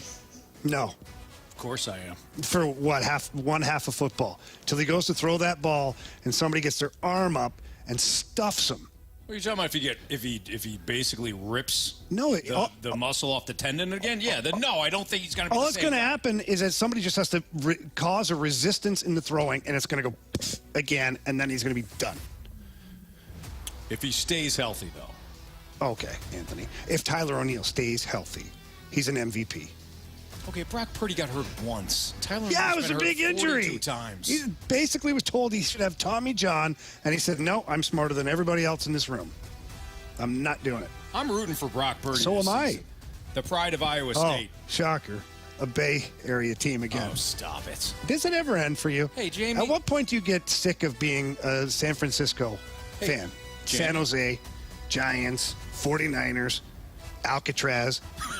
I love Alcatraz. Have you taken the tour? I Have you have. taken the night tour? It's incredible. Whoa. You got a special night tour? Yeah. What'd you do to get that? I don't think Go it's. at night. I don't Do you have think to it's commit a open to real the crime? public. It's not open. Maybe I did. Wait. Do they not handcuff you and then travel and then take you over there? No. Did they make you shower too? jeez. Did they Anthony, hit you with a fire hose? What kind of Aaron Rodgers retreat were you on? Whew, Oh, wow. The ayahuasca really got the best of you that night, I Anthony. got to call my lawyer. Things are Did you not take the right. Alcatraz tour? Yes, I did. Yeah. How small were those cells? They were tiny. I was a little, taken aback. Yeah. That place is awesome. And I was in the cell because I was visiting, okay? I wasn't in there for any other reason. It's closed. It's so. yeah, it is. The prison. I'm not even that old to Right. be, Yeah.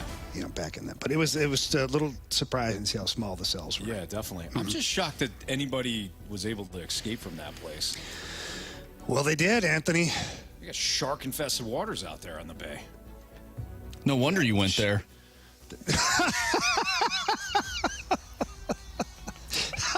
You know what, Marsh? That is awesome.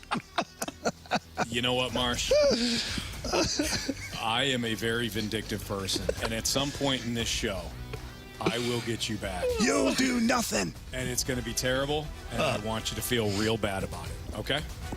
So I'm looking forward to it. just throwing that. I think whatever he comes at you with, Marshy, was well worth it for that.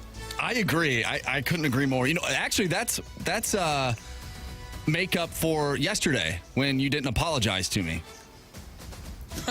I didn't feel like I needed to. Well, that's the repercussions. So you got me back with a Sharks joke? Yeah. It was a fact, really. Very family-friendly joke.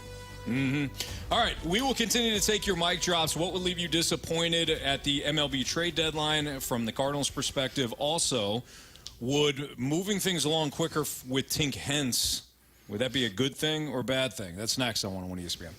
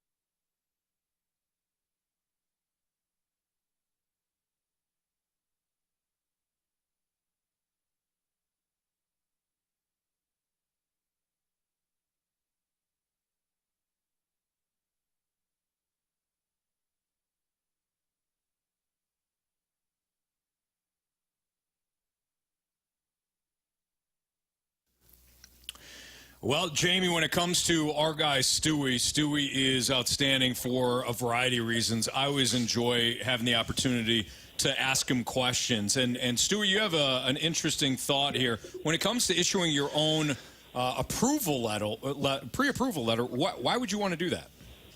All right, first of all, Anthony, when you're trying to buy a house, you go to a mortgage company and you get a pre-approval letter from that particular loan officer or that lender. Now, the challenge with that is every time you need an updated pre-approval, you have to chase down your lender. With us, we're going to give you the opportunity to actually pull your own pre-approval letter off our portal.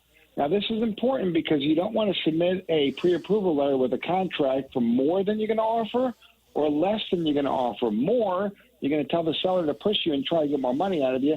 Less, you're not going to qualify for the transaction. They're not going to accept that pre-approval letter. So with our system and not having to chase the loan officer to get the pre-approval letter, you get to pull and edit the pre-approval letter according to the offer you're going to make. This gives you speed to get that pre-approval letter in right away. It gives you an exact, accurate amount so the seller doesn't know what you're really pre-approved for, nor is it less than what you're offering on the house. And if you can continuously do that, you'll get the contract before anybody else. That's genius, Stewie. It really is. And it's a huge help for people who are in the market and looking to purchase a home and to get it for the right price without overextending themselves or falling short on their bid. And you can, get this kind of service from Stewie anytime you give him a call or shoot him a text. His personal cell phone number is 314-324-4440. Again, 314-324-4440. Call, text, day, night, weekend, doesn't matter. Any question you've got for Stewie, he's got you covered. He's our guy, needs to be your guy. If you can't remember that number, Anthony, what can they do? You can always Google the Bagel Loan. Stewie, thank you. Have a good one. NMLS number 226715.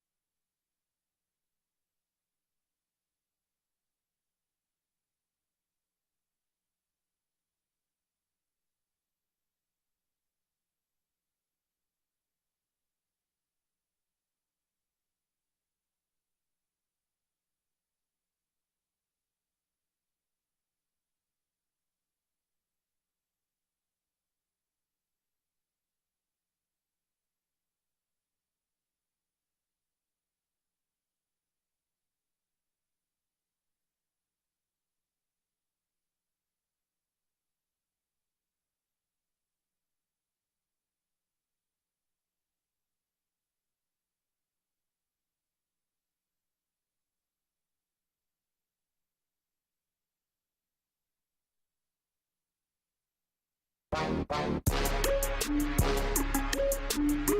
think the worst thing that the Cardinals could do at the trade deadline or going forward would be to just take a stance of, oh, hey, we think we still have enough talent, so we're not going to make wholesale changes. We're just going to toe the line and try to reshuffle.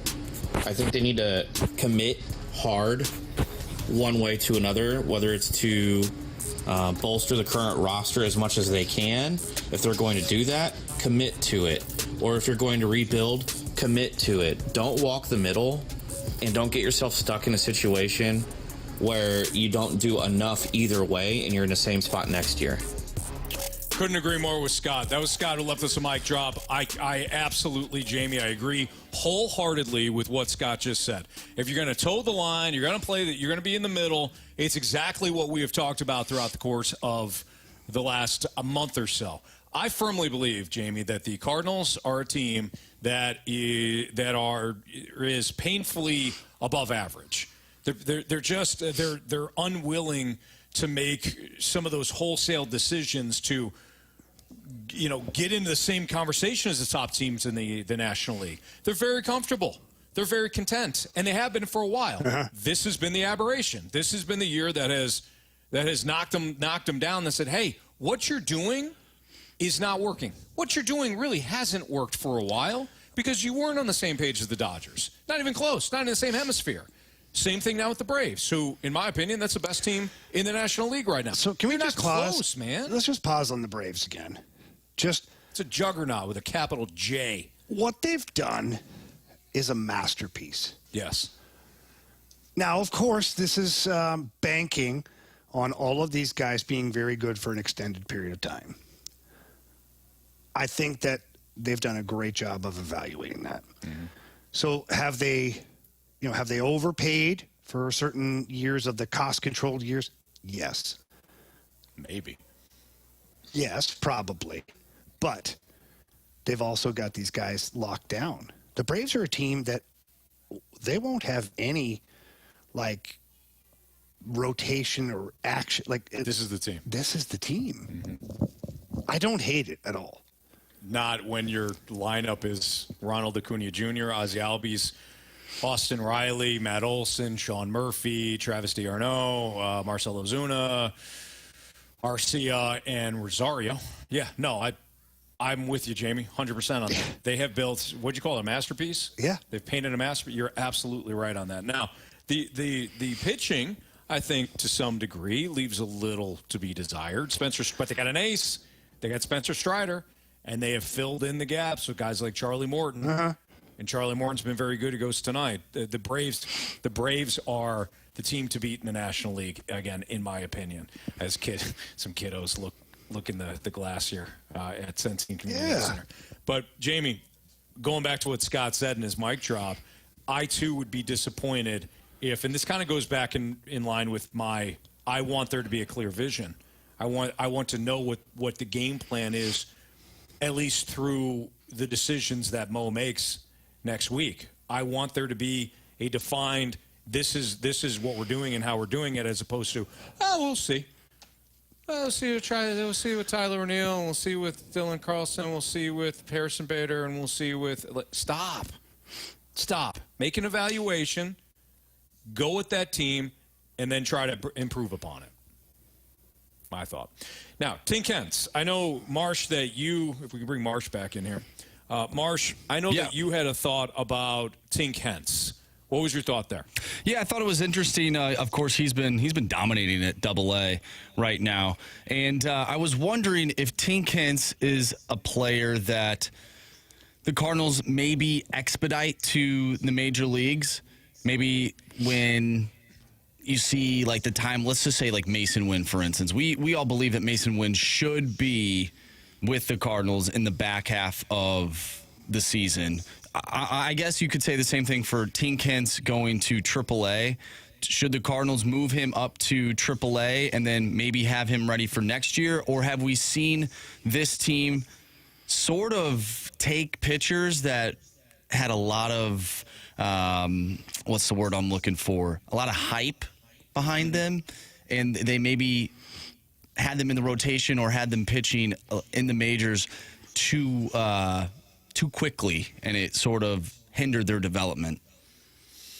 I think that Tink Hence should be viewed in the vacuum of Tink Hence. I don't think that Tink Hence should be viewed in what the Cardinals need right now, because that is how you wind up moving a player too quickly, and it could backfire on you for years to come. If Tink Hence is ready to make an astronomical jump from where he is now to the big leagues, let's say next year, that's a different conversation. If Tink Hence shows you that, yeah, he's one of these rare players, such as Jordan Walker. Jordan Walker's rare. Normally you don't see a 20-year-old, and I know he's 21 now, but at the start of the year he's 20, make that jump to the big leagues and make it as seamless as Jordan Walker has made it seem. If Tink Hence is not that type of player, Jamie, then you just got to allow him to continue to develop. Wait till he's ready. You can't force the issue because you screwed up with your pitching staff. Yeah, I do agree overall, but do I think that if Tink Hence is pitching well September-ish, what does it hurt? What does it hurt to call him up and start him? But what does it hurt? You're talking about a cup of coffee, not necessarily bringing him up forever. Correct. Yes. What does it hurt? That's fine. Nothing. Like, even if you do a bullpen game, Tink Hence, you're putting him out there 2 to 3 innings, an opener, basically. Get him up there. Major league batters, let him start a game. So he goes like 1 through 4, 5, right away. Like, he gets the top hitters in his first couple of innings. Maybe you let him go through the order once. Yeah. And who knows? What if he's pitching pretty good? Give him another inning. Why not? I'm with you. And if he gets destroyed, there's no harm, no foul. Who cares? He's going to be in AAA next year. He's going to be in AAA next year. Yeah. But I think it's a good reward for the player. A little bit of a carrot out there. And I think it also lets you see where you're at with this guy. Now, I'm not talking like one spot start. I'm talking like give him a couple of these 2 to 3 inning starts. Who cares? Yeah. After the trade deadline, if you're going to plug in a 35-year-old journeyman that you just stuck in Memphis, why not have the journeyman sitting there waiting for whenever you're done with Tink Hence in that game? Yeah. Give him a couple starts. Let him see what he's got. It reminds me a little bit of what they did with Alex Reyes a couple of years ago. I remember him making a start. It was either a piggyback situation where he came in second or he started the game. But he was kind of on the cusp, and they're like, all right, here we go. Now, Tink Hence would be a bigger jump. But it's not unlike what you're talking about, what they did with Alex Reyes. I just feel like, why not? It's Fastlane on 101 ESPN. We've got the Gauntlet next.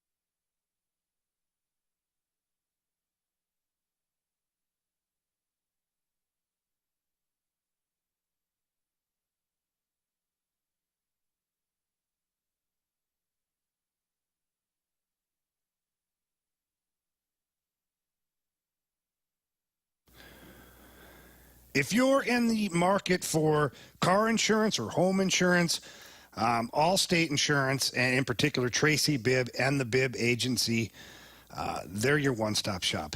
Well, I'll tell you what, with Allstate and Tracy Bibb, you get the personal attention from your agent.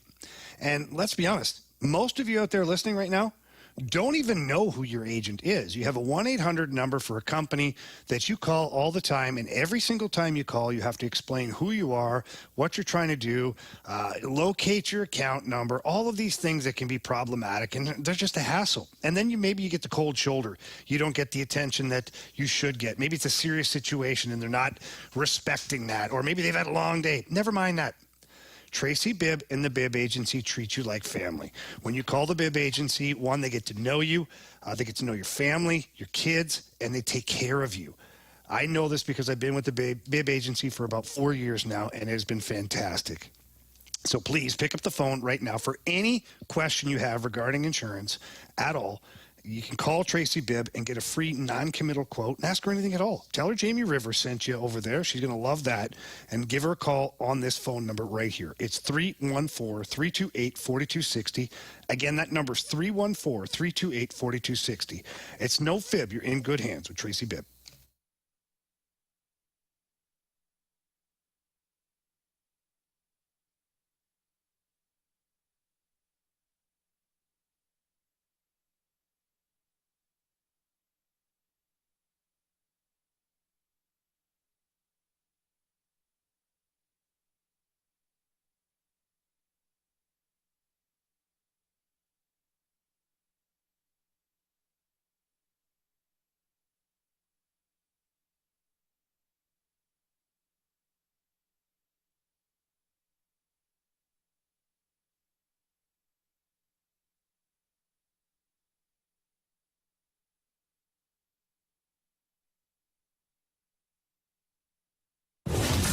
Warriors, 4 categories, 1 challenger.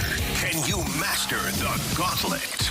Brought to you by Master, your hometown source for business communications for more than 30 years. Visit masstour.com.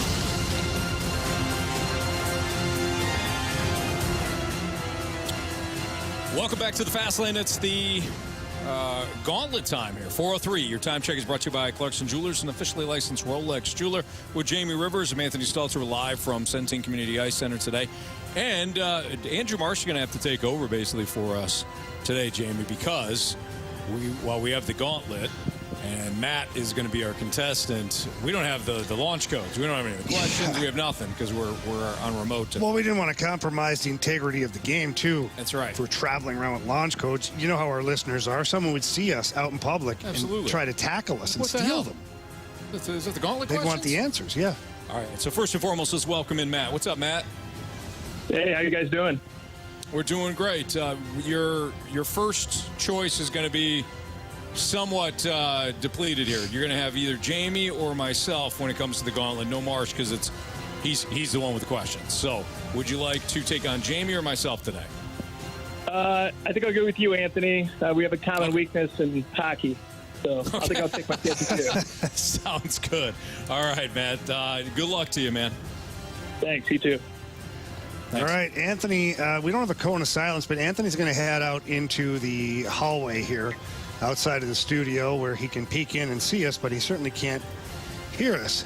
And on that note, Matt, what we're going to do is I'm going to have you tell Marshy to go ahead and spin that wheel. Marsh, spin that wheel.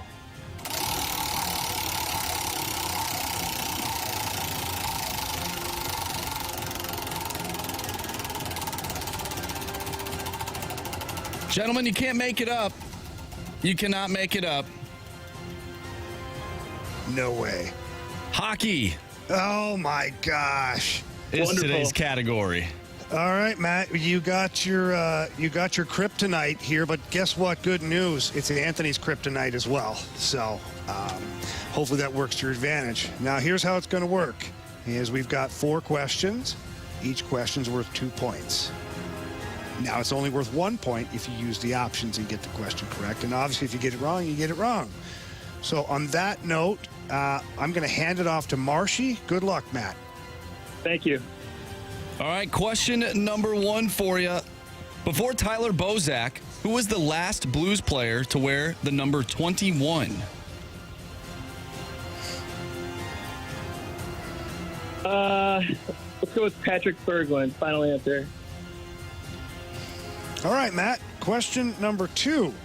Who was the last Blues player to score a goal in the playoffs? I'll take the options on that one. All right. Was it Braden Shen, Jordan Kyrou, or Ivan Barbashev?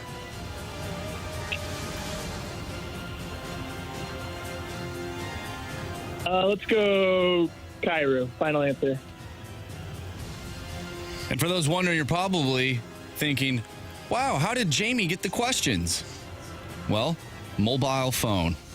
Technology. Baby. Technology. Question number 3. Who won the Norris Trophy this past season?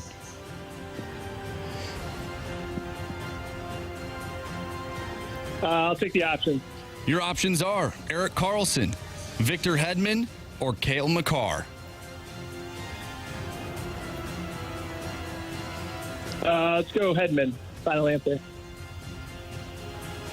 All right, Matt. Final question here today.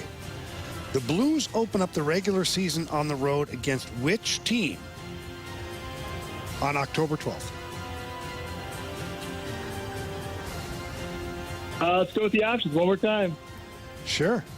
Is it the Dallas Stars, the Seattle Kraken, or the Columbus Blue Jackets? Yeah, I was thinking the Stars, so I'll take the Stars. Final answer. All right, let's see here if I can track Anthony down. Oh, there we got Anthony. All right, Anthony making his way back in here. Matt, how do you feel? Not great. Cautiously optimistic. Not great. Okay. All right, Anthony's plugging his ears in here.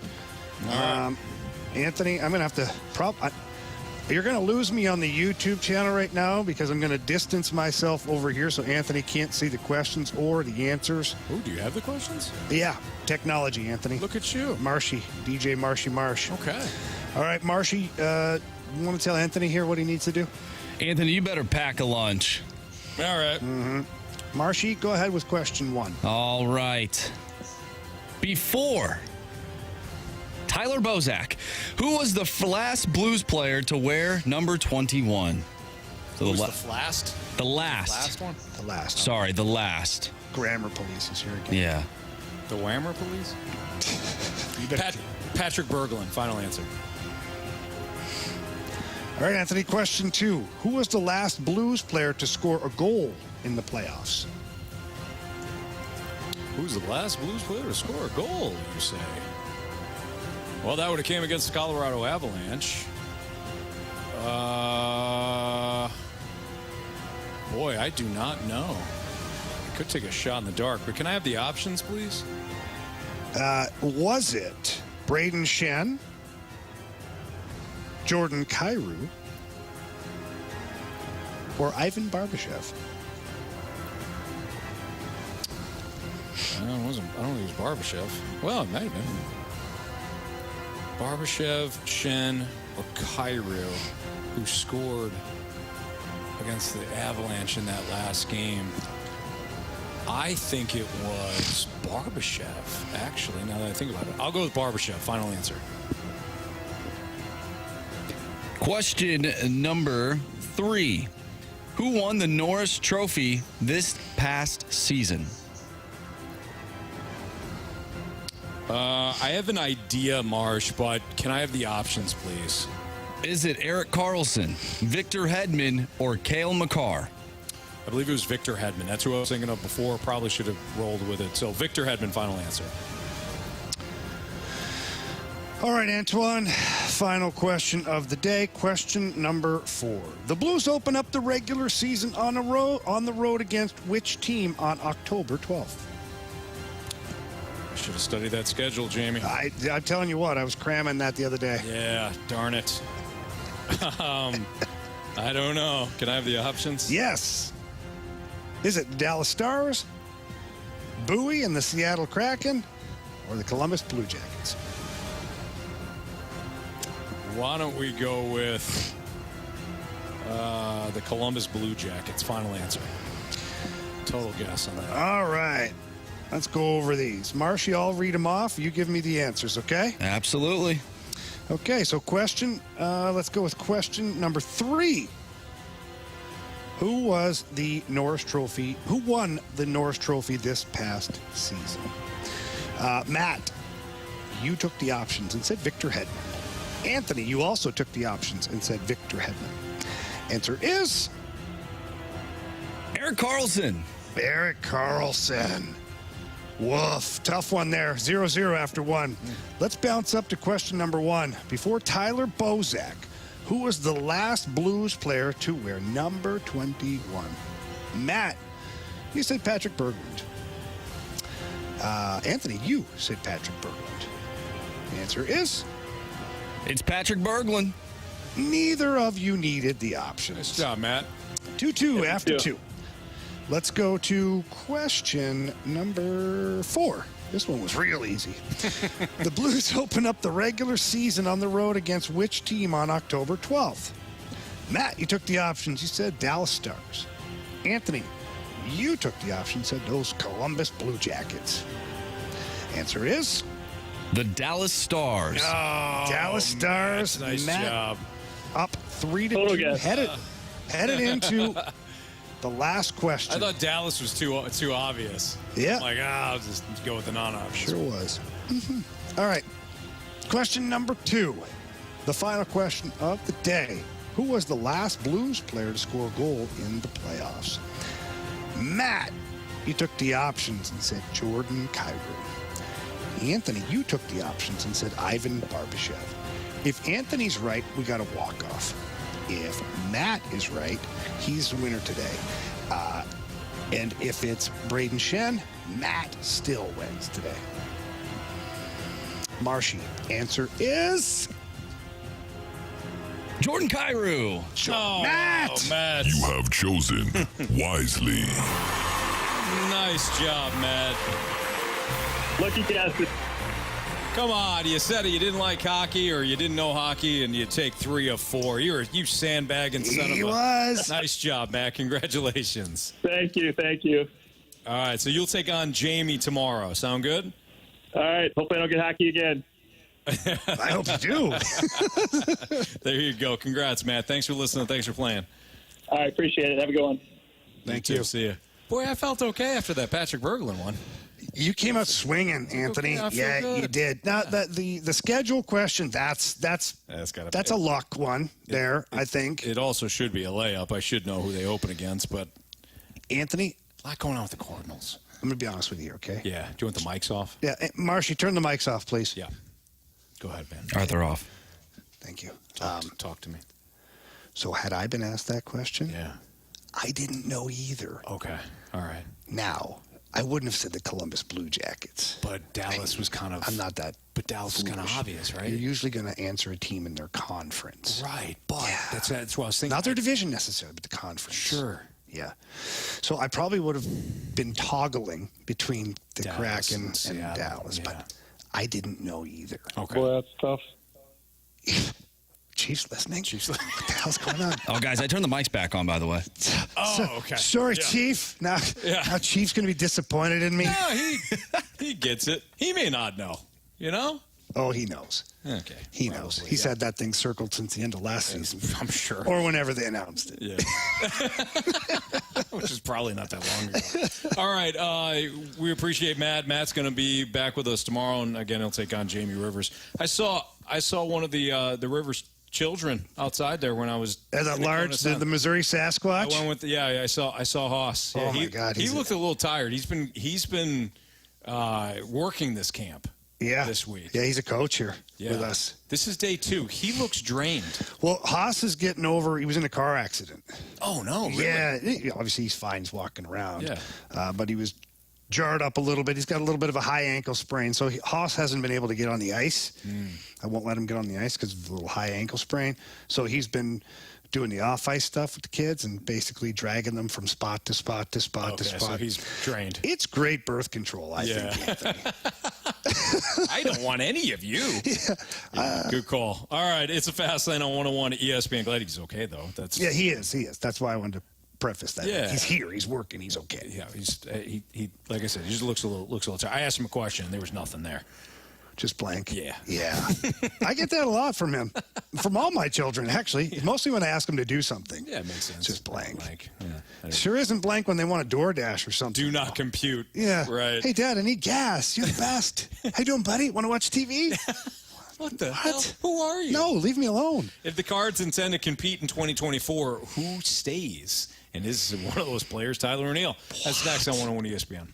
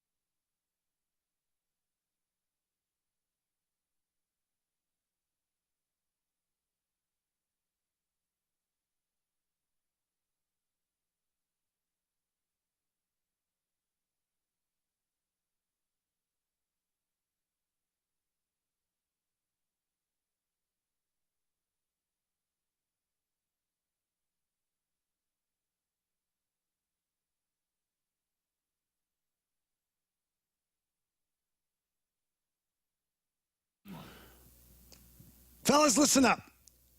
There's one big problem that a lot of you are having right now, and that's paying too much for ED meds. That's the biggest problem. That's right. Paying for ED meds, way too much money. The little blue pill, maybe that gummy thing there. No, stop it. Get over to the medicine shop in St. Charles. They are absolutely the destination for cheap ED meds, and they've got a generic called sildenafil for less than $2 a pill. I've seen it advertised other places, not for less than $2 a pill. The medicine shop has got you covered. Of course, prescription is required, and maybe if you have other medicines that you need on a monthly basis or anytime for that matter, the medicine shop has a great program that offers free discreet shipping and delivery to your home or your workplace. And maybe you have questions or things that you're not sure of. Head into the pharmacy. They got a full pharmacy. It's not a chain, so you get that great personal care and attention that you deserve. When you walk in, please tell them Jamie Rivers sent you. They just love having our listeners go in there and helping them out. And if you can't get in there for whatever reason, doesn't matter. You can visit them online at stcharles.pharmacy. That's stcharles.pharmacy.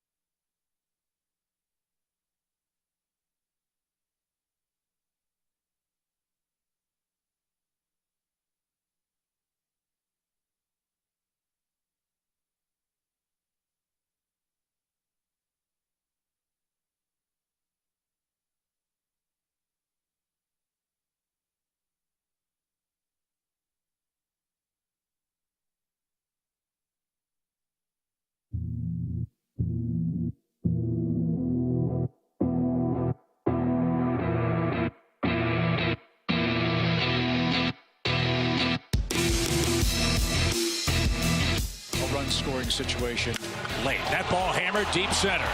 At the track, at the wall. That ball is high off the batter's eye. A mammoth home run for Goldschmidt.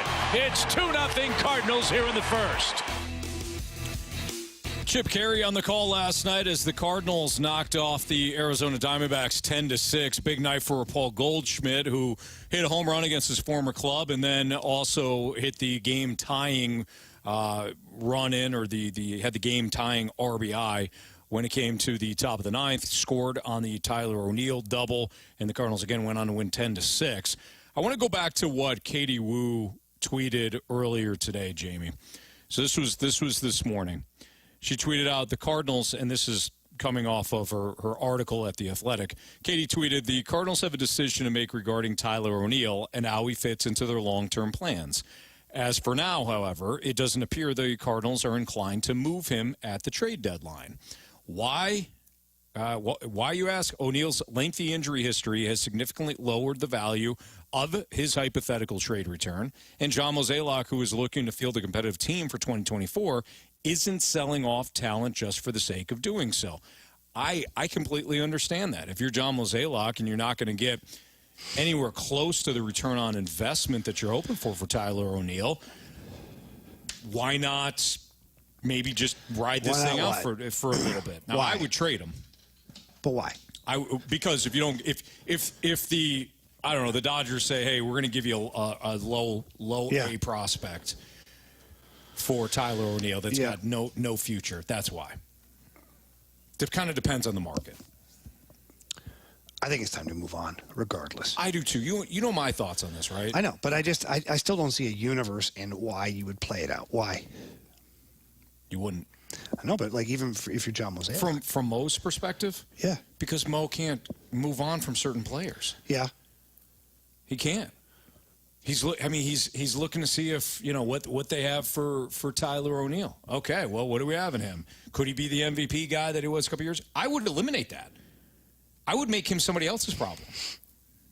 And maybe that's a little harsh. I would make him somebody else's challenge. Yeah. Go for it. I hope you do well, man. But I got to get something for you in return right now because I have to build a competitive team. But my question to you is, assuming the Cardinals are looking to compete in 2024, and why wouldn't they? Who else stays? What do you mean, in the outfield? No, on the team. Who do they not move on from at the deadline? Because I think you can kind of eliminate certain guys based on this question. The ones that we've earmarked to trade? Yeah. Who do they keep? Mm-hmm. None of them. So. Am I thinking like me, or am I supposed to be Mo? I don't know. This is always the trick. This is always the tricky. It is because let's think like us. Then nobody's staying. Every single guy that I've talked about is gone. What about Dylan Carlson? For the right price. Okay. Now that's the one I dig my heels in a little bit. If I don't get the return that I'm wanting or anticipating, then I don't move on. I don't move him. I don't need to move him. Yeah. I feel like I need to move Tyler O'Neill. And I need to get something for Monty. I need to get something for Flaherty. I don't need to move on from Paul DeYoung, but I'd like to. Mm-hmm. And who else do we have in that mix? Juan Yepez. Montgomery, yeah. Is Yepez a throw-in? But stop there for a second. Juan Yepez is a throw-in for me. Meaning, like, he has power. For some lineup out there that doesn't have that ability, like some of these lower teams, like if you're looking to go and make a trade with a team that is not a contender, that has some pitching that you're valuing, you move O'Neill and Yepez together, that's a lot of pop for a team. Mm-hmm. The potential home run power of those two guys is a lot. Yeah. It sweetens the pot a little bit. So I'm of the frame of mind of that every person that we've talked about is gone. Mm-hmm. They have to be. Yeah, I'm with you on that. I think it is tricky when we start to play start to play the game of, well, are we talking or is Mo talking? And I think just for simplicity's sake, for those that are listening, since these are the words coming out of our mouths, I think that we should just talk about what we would do. What I would do is I would look to get at least 2 starters that will be in my rotation for the rest of this year and next year. Now, some people may hear that and say, well, you're not going to get an ace. Anthony, you're not going to get an ace. Jamie, I understand that.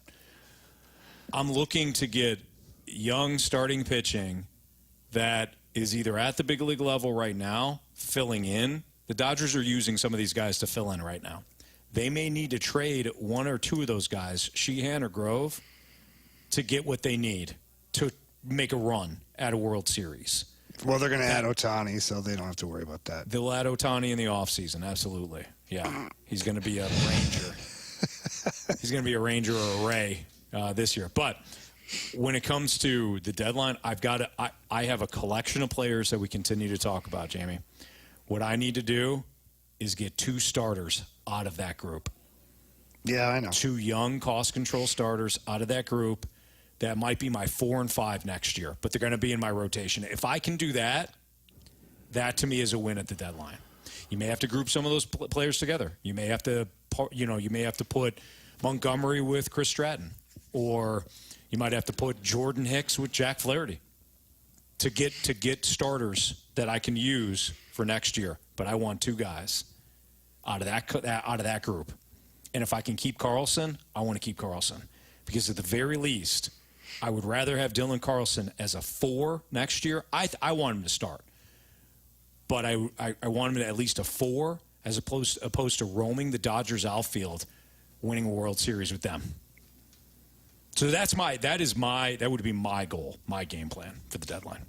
Jamie Rivers, Anthony Stalter, it's the Fast Lane on 101 ESPN. Appreciate everybody tuned in. We're live from Centene Community Ice Center right now. We got we saw a prediction piece earlier today for the NFL that I thought was kind of fun. An early prediction piece. Those are always fun. What stands out to us negatively or positively? We'll get into that next on 101 ESPN.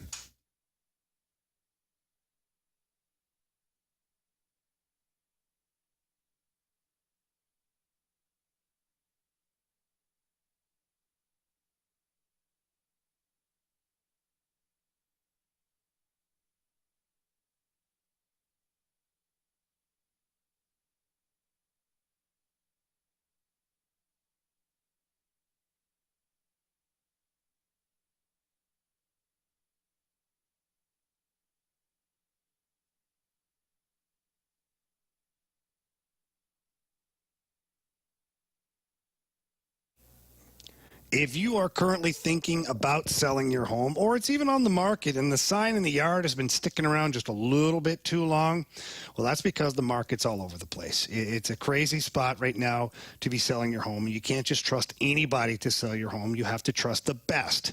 The best is Gloria Lou with Your Home Sold Guaranteed Realty. Here's a couple reasons why. Gloria already has the buyers. And what that means is she's got a database with thousands of ready buyers, and these buyers create a higher demand and more money for you at the end of the day, maybe multiple offers. Gloria Lou is fantastic at generating traffic to your listing. She also has a home sold guarantee. What's that mean? It means that Gloria Lou will sit down with you, figure out the sale price of your home, and she'll sell your home for that exact price, or she buys it herself, and she guarantees that in handwriting. So please take just a quick second, write down this number, or call her immediately. That number is 314-325-6888. That's 314-325-6888, or visit GloriaHasTheBuyers.com. Conditions do apply. Gloria and the seller must agree on the sales price and possession date.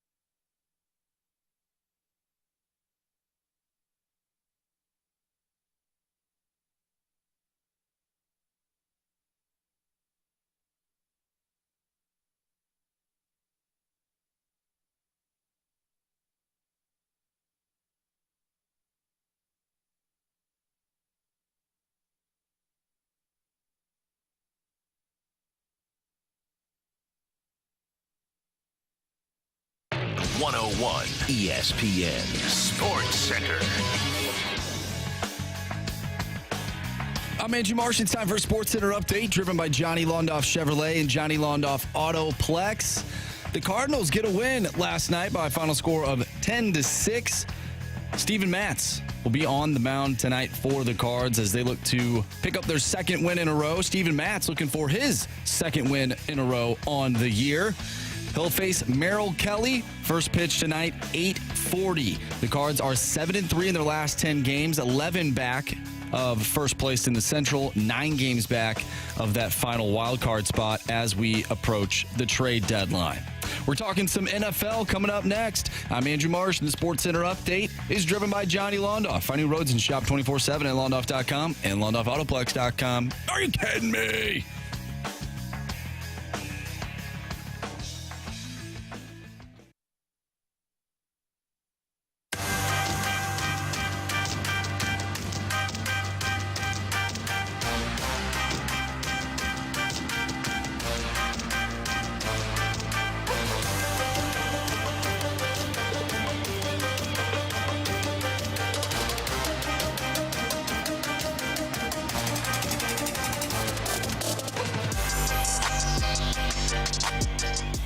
Live from Centene Community Ice Center, I'm Anthony Stalter alongside Jamie Rivers. It's the Fast Lane on 101 ESPN, and our guy Swan had sent us a USA Today predictions for divisional predictions for the NFL.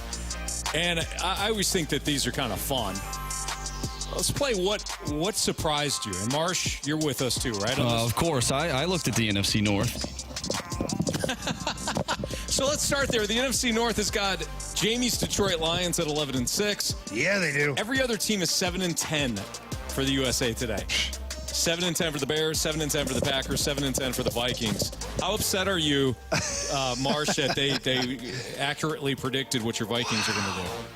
All right, first of all, you're telling me that the Vikings, who just won the division last year, are going to have the same record as the Bears, who... Okay, yeah, they have Justin Fields. Great, and he ran all over the place last year. That doesn't prove me anything. The Bears have been a terrible organization for years now. So I'm not going to group them in with the Vikings. The Packers just lost Aaron Rodgers and have Jordan Love, and everyone was making fun of them because they have no idea what they have in him. The only team that I could say that can compete with the Vikings this year, in my opinion, are the Lions. And I do not believe the Lions are going 11-6. No way. And the Vikings definitely aren't going 7-10. They might miss the playoffs, as I've stated previously and on a different show. But 7-10 and in last place, get real. You know what, Marsha? I couldn't agree more. I think they've got the Lions wrong. I think they're going to go 12-5. Get out of here. I don't know about your Vikings. I actually thought that they were pretty kind to your Vikings based on what I've seen, you know. You're grouping them with the Commanders, the Panthers, who just, by the way, were one of the worst teams in football last year. You think they're making that big of a jump? The Rams, 7-10. Moving and shaking, Marshy. This is insane. This is insane. So angry right now. I am insane. I'm looking out for all the people that go to Cybergs every Sunday and cheer on this team. You're the voice of the people. I mean, my goodness. Let's just move on. I'm done. Thanks, Swan. Thanks for ruining my day. Oh, Marsh. You can't attack Swan. No. What's wrong with you? You're right. Let me blame USA Today Sports. They're the ones that put this together. There you go. Yeah, this was supposed to be a fun exercise, Marsh. All right. I don't think that what they have. We're talking about like what's surprising. I don't think the Lions winning the division would be surprising. I do agree with you, Marsh, that I think people are getting a little ahead of themselves, thinking that this is going to be some cakewalk this year for the Lions. Their defense is still in shambles, and they just suffered a massive injury as well. So I think that when it comes to, like looking at Detroit and them taking the next step, I could certainly see it, especially in what could be a down division. But to assume that the Lions are going to win 11 games this year, I think is a bit steep. I think they're too low on Green Bay. What? I think that Jordan Love could play closer to average than people think. And if he's slightly above average, that defense is pretty good. The running game is good. And they've got a couple of young weapons, Walker being the main guy there, that could surprise a little bit. I'm not ready to buy full in on the Bears. I think they'll be better than they were a year ago. But until we see that Justin Fields can pass, I think they're a huge question mark as well. So the Lions being 11 wins, I think that's the surprise in that division. Jamie, for you, when you look at these predictions, what really stands out to you one way or another? Well, the Broncos are up a little higher than I thought. I didn't see the Raiders going 3-14 with this prediction. Yeah, thought that they'd be a little bit better than that. Is that the word? I think that's no. The Cardinals are 2-15, which makes sense. Yeah, the Bucs are bad, but not. I don't think the Raiders are going to be worse than the Bucs. I think they're being a little harsh on the Raiders. Yeah, and I don't know why. Maybe I'm crazy, but I'm not sold on the Jets. I'm not sold on them being 12-5. I'm not either. I don't know that the Aaron Rodgers effect is that much. Don't get me wrong. The Aaron Rodgers effect as opposed to Zach Wilson and everything they had last year. Yeah, it's a big difference. But 12-5 difference? I was thinking, couple games above 500. I don't think they make the playoffs. I don't think they do either. 12-5 is ridiculous to me. It's mind-boggling. They still have some offensive line issues. Yes, the defense is good. Yes, if Breece Hall is back, the running game could be good. But Breece Hall, as of right now, we don't know if he's going to be back. And Aaron Rodgers didn't. I've been saying this since last year. Aaron Rodgers didn't play well last year. You can't just blame the rookie wide receivers for everything. He wasn't good in the red zone. Mm-hmm. Wasn't good on third downs. Wasn't good in the red zone last year. And I'm talking about for the most of the year. There may have been a spurt when the team was playing a little bit better that you could point to and cherry pick. But overall, his play wasn't as good as what I think people are expecting it to be with the Jets. Not to mention, you still got to play Buffalo twice. You still got to play Miami twice. And while everybody's kicking New England while it's down, it's still Belichick and company. So I think he loves to beat the Jets. He certainly does. So yes, he certainly does. So I think the Jets. I think they've got the Jets too high. I think they got the Chargers too low at 7-10. I could see the Broncos challenging for a playoff spot because that's how much I believe in Sean Payton. And I think Sean Payton is gonna take Russell Wilson by the hand and say, "Hey, do you want to win games or do you want to be a buffoon and call your own shots?" Sean Payton's not going to allow what Russell Wilson did a year ago. So I think that the Broncos are going to be a more focused and a better overall team top to bottom this year. But I think the Chargers at 7-10 is that's a big, weird. I had reach. I had them making the playoffs this year.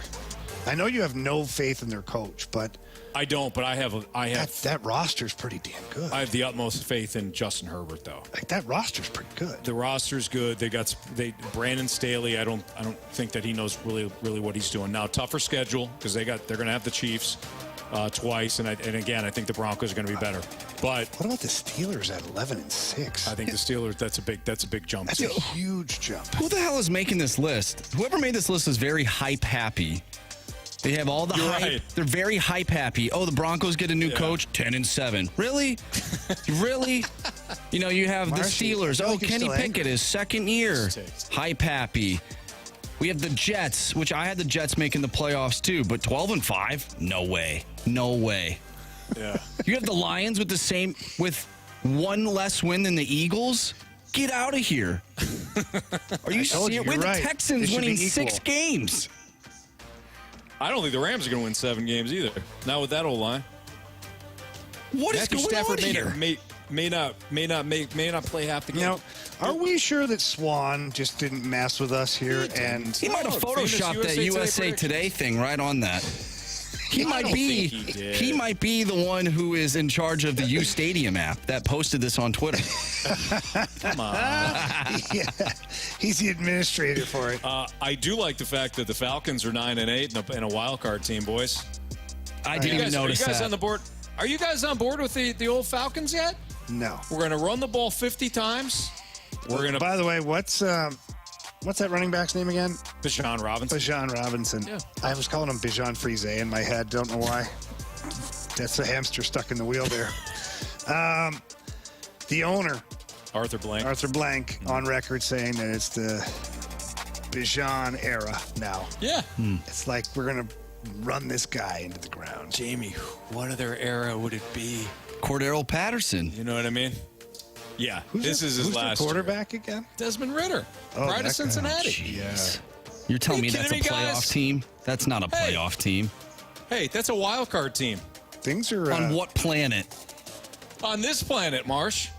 The Falcons are going to have a better record than your Minnesota Vikings. Oh, if that Book it. happens. Okay. Wow. Okay, hang on. Oh, well, never mind.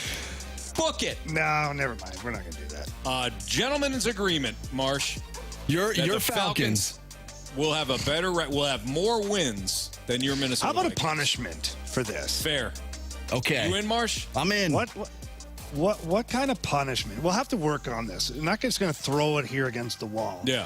We're going to let this marinate a little bit. I think it's got to be very in punishment. detail.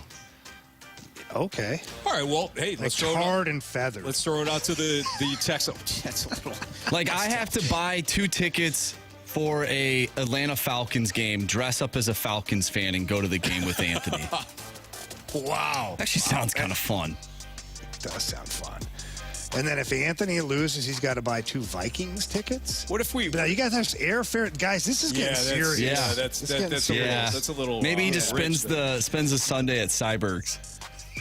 Could do that. We could do that. I spend the day. Let's do that. But Anthony, instead of wearing the Viking stuff, whoever they're playing that game, you have to wear head to toe the opposition's gear. Ooh. Okay, that's a pretty good punishment.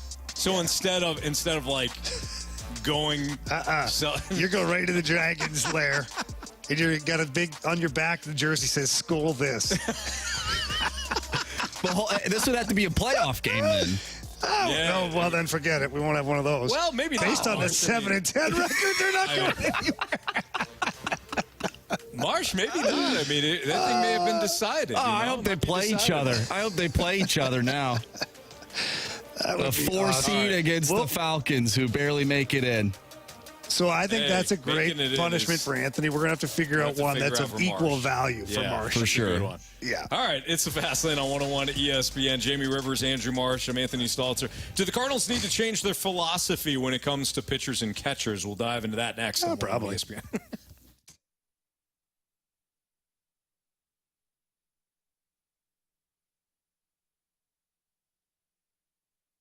With an A-plus rating with the BBB and a 5-star service guarantee, Swiss Air Heating and Cooling has you covered. SwissAirSTL.com.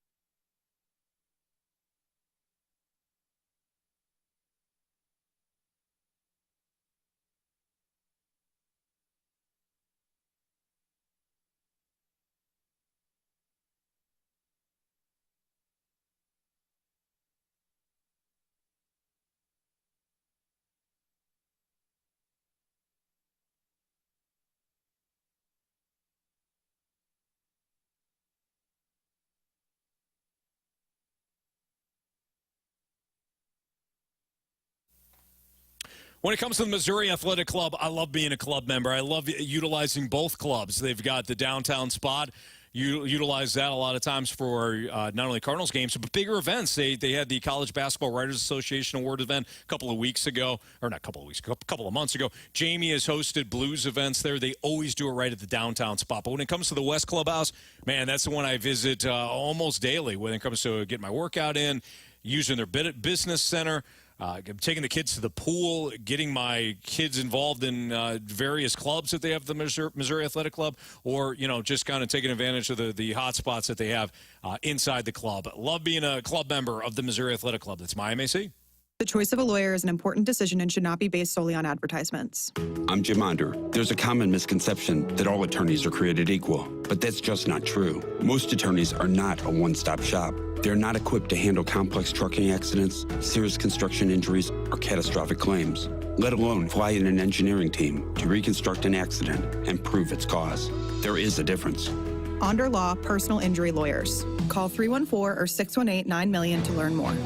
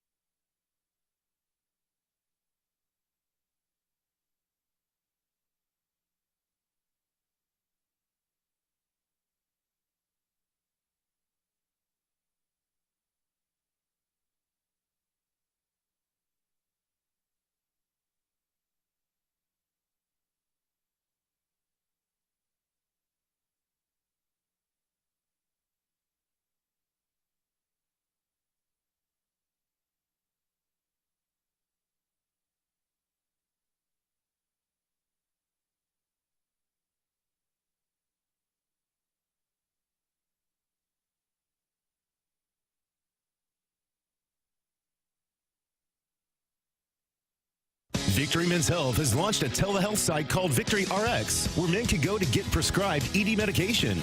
They've created a chewable ED tablet with active ingredients of both Cialis and Viagra, and they've made the process super easy. Men can go to VictoryRx.com, and they'll do your consult all via text. Victory Men's Health has treated thousands of men in their standalone locations, and now they're giving men from all over easier access to their #1 selling ED medication, all at VictoryRx.com. Play hard.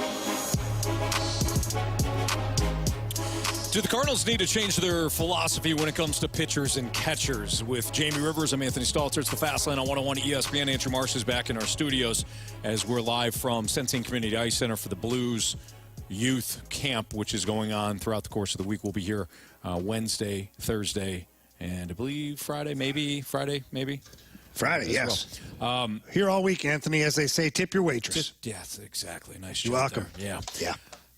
So, Mike Claiborne was on earlier today with the opening drive, as he normally does, and he was actually talking about this subject. So let's hear from Claibs before we dive into it. You know, look at the rotation now. Michaelis, Matt, Flaherty, Montgomery, Wainwright. There's only one guy that you developed in the organization, and that's Flaherty. Everybody else you had to get from somewhere else. So maybe you have to step back and take a look at what you're doing on that front. How are you developing pitching? And I think that when you look at that scenario, you have to also look around the league and see who is developing pitching. I mean, you know, is it Tampa? I would say, yeah, but then I say, well, wait a minute, what about Matthew Liberatore? He can't help you right now. So, you know, it's something that I think you have to step back and just say, all right, this is a new day. We can't teach pitching like we used to. This is now a swing and miss league. Okay, you know, we were pitch to contact because we had good defense. Well, you know what, pitch to contact doesn't work like it used to. So I think the philosophy overall is going to have to be reviewed. And I think there's some other areas that probably need to be reviewed with regard to analytics because defensive positioning has not been there this year. I mean, they're hitting where we ain't. Well, let's kind of break this down a little bit. Let's actually start with some of the last stuff that Claibs is saying. I think Claibs brought up a great point, Jamie, about the pitch to contact thing. It worked before. It doesn't now. You had a ballpark that played really for the pitchers. Is it the shift that changed all that? It may have been the shift, yeah, at least a large part of it. The balls that are being put in play, either you're not coming up with the plays, or they're, as Claibs said, they're hitting it where you ain't. So when it comes to that, I do think there needs to be a shift. Now, analytics have said, actually, you need guys that are going to miss bats. That's actually the advanced metrics. What's that? Strikeouts? Strikeouts. Exactly. Yeah. Missing bats. Don't put the ball in play, because when you put the ball in play, whether it's soft contact or hard contact, the ball can find holes. So when it comes to missing bats, you have an opportunity to send that guy right back to the dugout as opposed to the ball being put in play. Yeah. That's part of the analytic, quote-unquote, movement that a lot of people are pushing against. We're seeing it now. The pitch-to-contact aspect of it doesn't work. So when you look at it from that perspective, I think Claves is spot on. What do you think about that? Yeah, I do. I also look at it, too, to where, yes, the pitch-to-contact doesn't seem to be working this year, and you can attribute that to the shift maybe, but what about if it's just bad pitching? Like, what if it's just not locating the pitches That could be an issue, too. You know what I'm saying? Like, if Waino is on his game this year, if Michaelis doesn't have the bad start, if Steven Matz is looking more like we've seen recently, and the pitch to contact is still in play, it might be working a little bit more. I guess it doesn't have to be so drastically overhauled is what I'm looking at. Would I like to have a guy in there with swing and miss? Yes, of course. But I totally think that you can continue with some pitch to contact guys as far as pitching is concerned, but you got to find one guy at least that is swing and miss.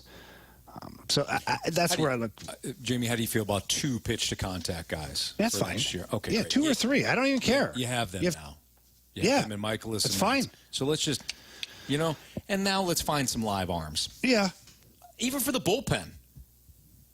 You had some live arms, Hennessy. But I feel like that's going to be really. I feel like that's something that's difficult. Jamie, I'm so sick and tired of watching the starter go 5 or 6 innings and throw, low 90s, balls constantly put in play, and then the Cardinals go to their bullpen and it's low 90s and the ball is constantly put in play. Like, you have to give the hitters a little bit of a variation. Yeah. This is one of the, and I'm not suggesting the Cardinals do this, but sometimes we complain about, well, it's a bullpen game. Why can't the Cardinals win these games? Because every 2 innings you see something different, and bullpen games can be effective. Now you can't do that all the time, obviously, but that's one of the reasons. It's one of the reasons why pitchers that are effective, they'll go high in the zone, then they'll go low, they'll go inside, they'll go outside. The batter is constantly uncomfortable. Have you seen a lot of opposing batters this year that are uncomfortable when facing Cardinals pitching?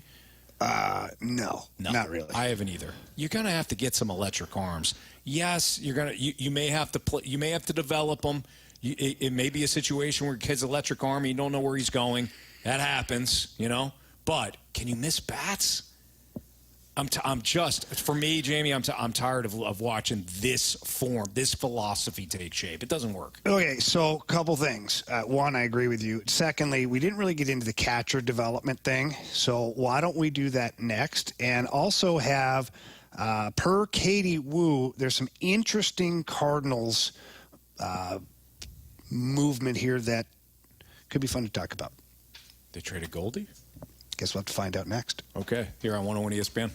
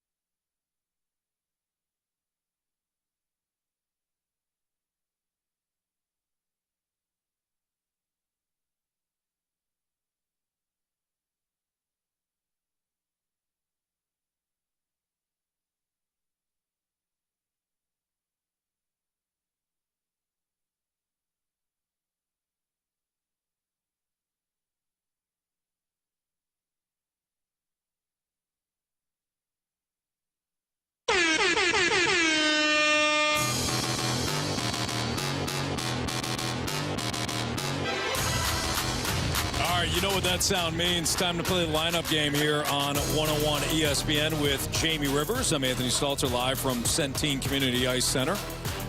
Jamie, let's play the lineup game, shall we? We got Merrill Kelly on the hill tonight for the Diamondbacks, so he is a right-hander. This lineup shouldn't give us too many issues, I wouldn't think. Well, you never know, Anthony. You know, there's lots of guys that could be traded by now. Nobody got traded. Yeah, you're right. All right, so although we didn't really have a lineup to be basing anything off yesterday, I don't feel like we did all that great, having seen the final lineup that Ollie put out there last night. We did well in our heads. We did fine. Okay. I'd like to be better than that today. All right, let's be perfect then. Yeah. Sound good? Yeah. Who's on the bump? Merrill Kelly? Merrill Kelly. Okay. I think this is Donovan. It is. Oh, I like the confidence. Yeah, let's go. Let's party. All right, show us Brendan Donovan. Donnie was a good bowler and a good man. All right, there you go. Thank goodness. I think that this is Yukon Cornelius, otherwise known as Paul. Yeah, the big Uke. Yeah. Show us Paul Yukon Cornelius Goldschmidt, please. Gold! Rich with gold! Gold! Nice. This was Nolan Arenado last night. Yeah. Could be Arenado. We've seen Newt here. We've seen Gorman here. We've seen Contreras here. But Contreras, typically when there's a lefty, will hit third. So I think it's either Arenado, Newt, or Gorman. I think Gorman gets back in here. Is it this high? Well, why wouldn't you? Why wouldn't I? I would do it. I would put Gorman right in here. Go for it. Show us Nolan Gorman, please. Sorry, guys. Jamie, you blew it. You blew it. The back thing. Man. All right, so do we think it's Arenado or Newt? I think it's Newt. I think he's just absolutely infatuated with the Newt in the 3-hole. Okay, sure. Show us Lars Taylor Tatsui Newt Bar, please. You are so wrong. I think it's Nolan Arenado because both him and Goldie hit Ding Dong Johnsons last night. Okay. Not back to back, but still. Show us Nolan Arenado. Nolan is a security guard at the lumber yard. All right, that one gave us some issues. So who is this then? Big Willie style? Who was it yesterday? Was it Big Willie? No. No. Who was that? Newt. Newt was clean up yesterday. That was weird. I bet he does it again because they won. He loves it. First of all, he loves the Newt 3 or 4. This is their marquee player, you know. This is the guy that the Cardinals are just they're showcasing for all the world. This is the new face of Cardinals baseball, according to the Cardinals. And I just made that up, but I just feel that way. Show us Lars Taylor Tatsui Newt Bar. 1, 2, 3, 4. I'm grinding. I'm grinding. Nice. Anthony. I don't know. Jamie, I don't know. I don't see Lars Nootbaar as a cleanup hitter, at all. I don't see him as a 3-hole hitter. At all. All right, whatever. He's a good player, but I feel like, I don't know, am I taking crazy pills here? I feel like they're loving him. They do. They love the Newt. I don't see it. I see that he's a good player, and I see that they like him, but 3 or 4, I don't see it. But whatever. Do you also see that they love Lars Taylor Tatsui Newt Bar more than any other player on the roster? Because that's how I feel. I don't know if that's exactly how I feel, but I certainly feel like we agree. They love him way more than anybody else in the outfield. Yeah. All right, so the 5-hole. Big Willie. Big Willie. Show us that Big Willie. This one goes out to all the big Willies. Wilson, are you naked? No, Tim, I'm wearing a hat. That one's pretty good. By the way, I have to interject here. So Wilson Contreras was a pinch hitter last night. He did not get a hit. However, he did walk, scored a run. The previous game, he did get a hit. I gave him the sounder. Okay, all right. Would you guys agree? Listen, it did not count as a plate appearance. It was, there was no at bat. He walked.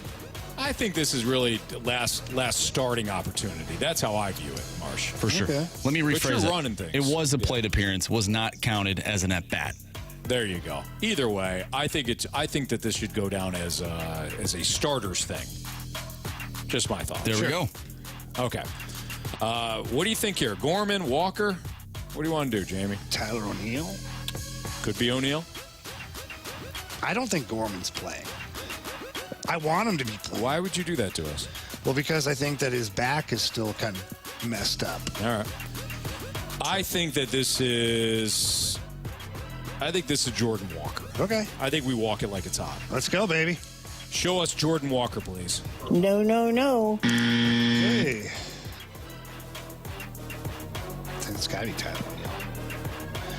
Marshy, can you please show us Tyler O'Neill? You're wrong. Is it Nolan Gorman? I want it to be. Go ahead, Anthony. Go get that. Okay, thank you. You're welcome. Please show us Nolan Gorman. There's a storm coming, Ari.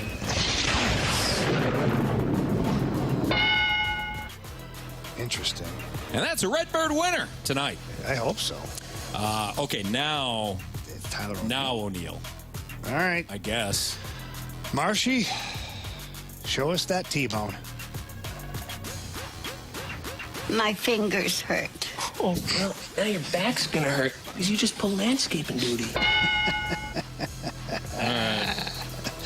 So, hold on here. Donovan is the DH, I'm assuming. Goldie's at first, Arenado third, Contreras behind the dish, Gorman at second. So you got one outfielder in the Newt, you got one outfielder in O'Neill. So this would be Jordan Walker and then DeYoung. That's my guess. Okay. Show us Jordan Walker. Walk it like it's hot. Walk it like it's hot. Jamie, you want honors? Yeah. Show us that forever young. Forever young. Voice of an angel, thank Jamie you. Rivers. Marsh, why don't you go ahead and run that thing? All right, leading off the DH, Brendan Donovan, batting second, first baseman Paul Goldschmidt, batting third baseman Nolan Arenado. The cleanup hitters, center fielder Lars Taylor Tatsui Nootbaar, batting fifth, catching Wilson Contreras, batting sixth, second baseman Nolan Gorman, batting seventh in left field Tyler O'Neill, batting eighth in right field Jordan Walker, and batting ninth the shortstop Paul DeYoung. Back. They fair! They fair! Go fair, go fair! I don't believe what I just saw! Home run. By the way, Marsh, I have come to really enjoy your Joker voice for the last player in the lineup. Thank you. I think it's outstanding. I appreciate that. Jamie, another Ding Dong Johnson for you last night, courtesy of the one and only Yukon Cornelius. Yeah. So, you're crushing us in the home run derby. So why don't you go ahead and crush us some more? Well, I think that I think it'll get all the way to this guy, and I really haven't picked this guy before. Okay, but I think he can do somebody some new. damage. Yeah. Okay. I'm going to go with Nolan Gorman. Oh, okay. The one guy you pick all the time. Wilson Contreras has some pretty good numbers against Merrill Kelly. Arenado does as well, just throwing it out there. But I'm gonna go with Wilson Contreras. I feel like it's been a hot minute since he's caught fire from a power standpoint. So give me Wilson Contreras, please. Marshy, who do you got? I'm going to go with the big bopper in the lineup, the cleanup hitter, Lars Taylor Tatsui Nootbaar. That's a good point. Yeah, good call. 4 ABs against Merrill Kelly. He's got a home run. You mean the new face of your St. Louis Cardinals? Absolutely. Lars Taylor Tatsui Nootbaar? New face? Nice. I mean, you could say he's an old face. He's been around for quite some time, Anthony. Almost a full year. Yeah, true. Right. Good call. He's earned it. All right. It's Fastlane on 101 at ESPN. Jamie, you started to talk about maybe some interesting news there at the end of the segment. Yeah. Related to our St. Louis Cardinals. We got what sort of news do you have for us? We got a little update from Katie Wu, and it suggests that the Cardinals might be in the market for a multi-year contract extension for Jordan Hicks. Interesting. Yeah, it says here, Katie Wu, St. Louis Cardinals are exploring a multi-year contract extension with prized right-handed reliever Jordan Hicks. Multiple sources tell The Athletic. There is optimism a deal could be done within the next couple of days. I like it. The reason why we have included Hicks in the trade conversations is because his contract is expiring. And for you to not get something in return for Hicks, who would be viewed as a closer on other teams, would be a mistake. You should move him. Unless, of course, he's willing to take a long-term deal. I should say multi-year deal. It doesn't have to be necessarily long. But when it comes to Jordan Hicks, well, why wouldn't you? He has developed into your closer. He wants it. And Ryan Helsley can only pitch once every 3 days before he wears down or he taps out. So Ryan Helsley can be your setup guy. Jordan Hicks can be your closer. And Giovanni Gallegos can essentially be your seventh inning guy. You're talking about next year, right? I'm talking about next year. Yeah, because we're not going to see Helsley this year. But you have to completely. Actually, you know what? I said that yesterday. I forget it's retroactive. The 60-day IL is retroactive. We're not going to see him, Anthony. He's been out a while. We'll see him again this year. No, we're not. Anyways, starting pitching, you need to revamp that, as we know, and you also need to revamp your bullpen. So you have to start out with something. So you're going to start off with Miles Michaelis and Steven Matz. And then for the bullpen, if it's true that the Cardinals and Jordan Hicks are about to sign a multi-year deal, then Jordan Hicks, Gallegos, and Helsley are the back end of your bullpen that you're starting out with. And then you build out from there. I would like to see Matthew Liberatore for next year in the bullpen. Get something out of him. It just hasn't hit. Yeah. Maybe it will. Maybe I'm not ready to do that yet. He's still a young pitcher. And the pitching position is by far the hardest position to establish yourself in the majors. I'm willing to give him the rest of this season. And if there's some trades at the deadline, bring him back up, get him some more major league time. Mm-hmm. And then certainly, again, you hit the offseason with both feet running and you try to get this guy to compete for a rotation spot. If he fails to do so, or he's not even close, then yeah, I'm fine with moving him to the bullpen at the major league level. Mm-hmm. But if he's right there and he's got an opportunity to push for a spot and legitimately earn it, I'm okay with that, even if it's a 4 or 5. Okay. All right. He's exactly what we talked about. A reliever? No, he's a cost-controlled pitcher for you. He is. Ish. But Anthony, if he's a 4 or a 5, why do you care? Can I improve on that 4 or 5? No. This is where you've done your job as the Cardinals. You went and got a number 1 somewhere. Uh-huh. You've got Michaelis and Matz, and then maybe you've got a Lance Lynn-ish, Rich Hill-ish. But you know that's how it's going to work out for you. Okay, you have some dynamic star. Thank you. No, it doesn't have to be a dynamic star. Just give me somebody younger. You've got the best pitcher to ever face anybody, okay? Because that's all. I'd take him right now. I'd take him right now, too. But you have Liberatore that's competing for your 5th spot.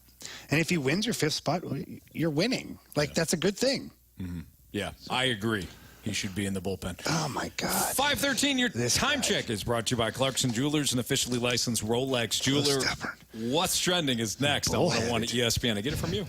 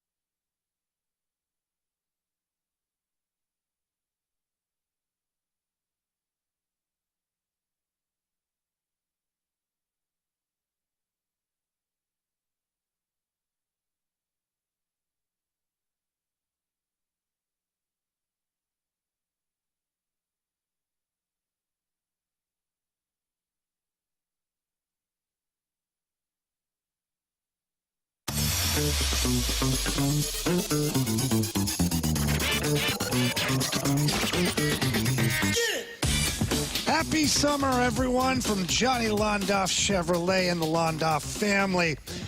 Johnny Londoff, you know that buying a car, it's more than just the price tag. The Londoff Chevrolet family want to make sure that your experience is fantastic. If you have a trade-in, you're bringing a car in to trade it in, the Londoff guarantee is that he will match or beat anybody's price that they give you for that car.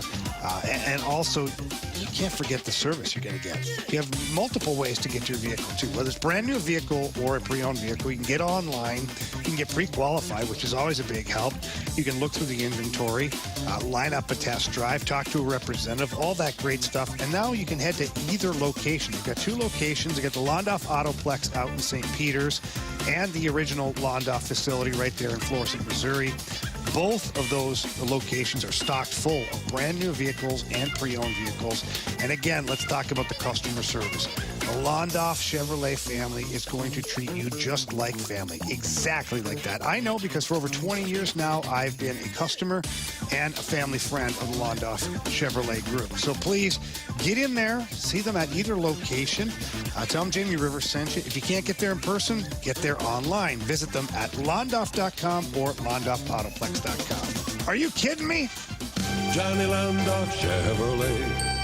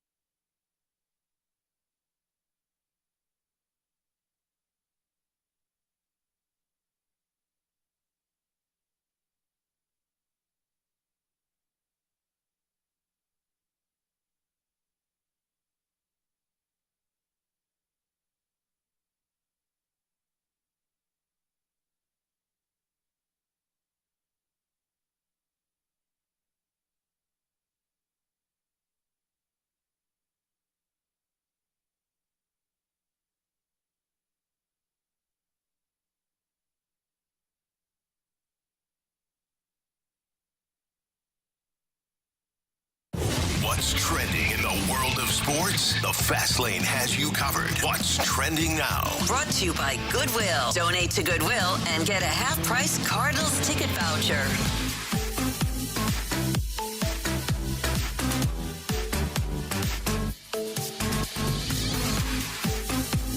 Welcome back to the Fast Lane here on 101 ESPN. Anthony Stalter, Jamie Rivers, I'm Andrew Marsh, and it's time for What's Trending. Guys, Adam Wainwright returned last night against the Arizona Diamondbacks, his first start in quite some time. He went 5 innings, 4 hits, 2 runs. Both of those were earned. He walked 2 and struck out 3. What were your thoughts on Adam Wainwright's performance last night in the desert? Jamie, I thought all things considered, Adam Wainwright pitched well. Based on what we saw in the first half, gave himself a chance for 199. He left the game with the Cardinals ahead by 3, so all well and good.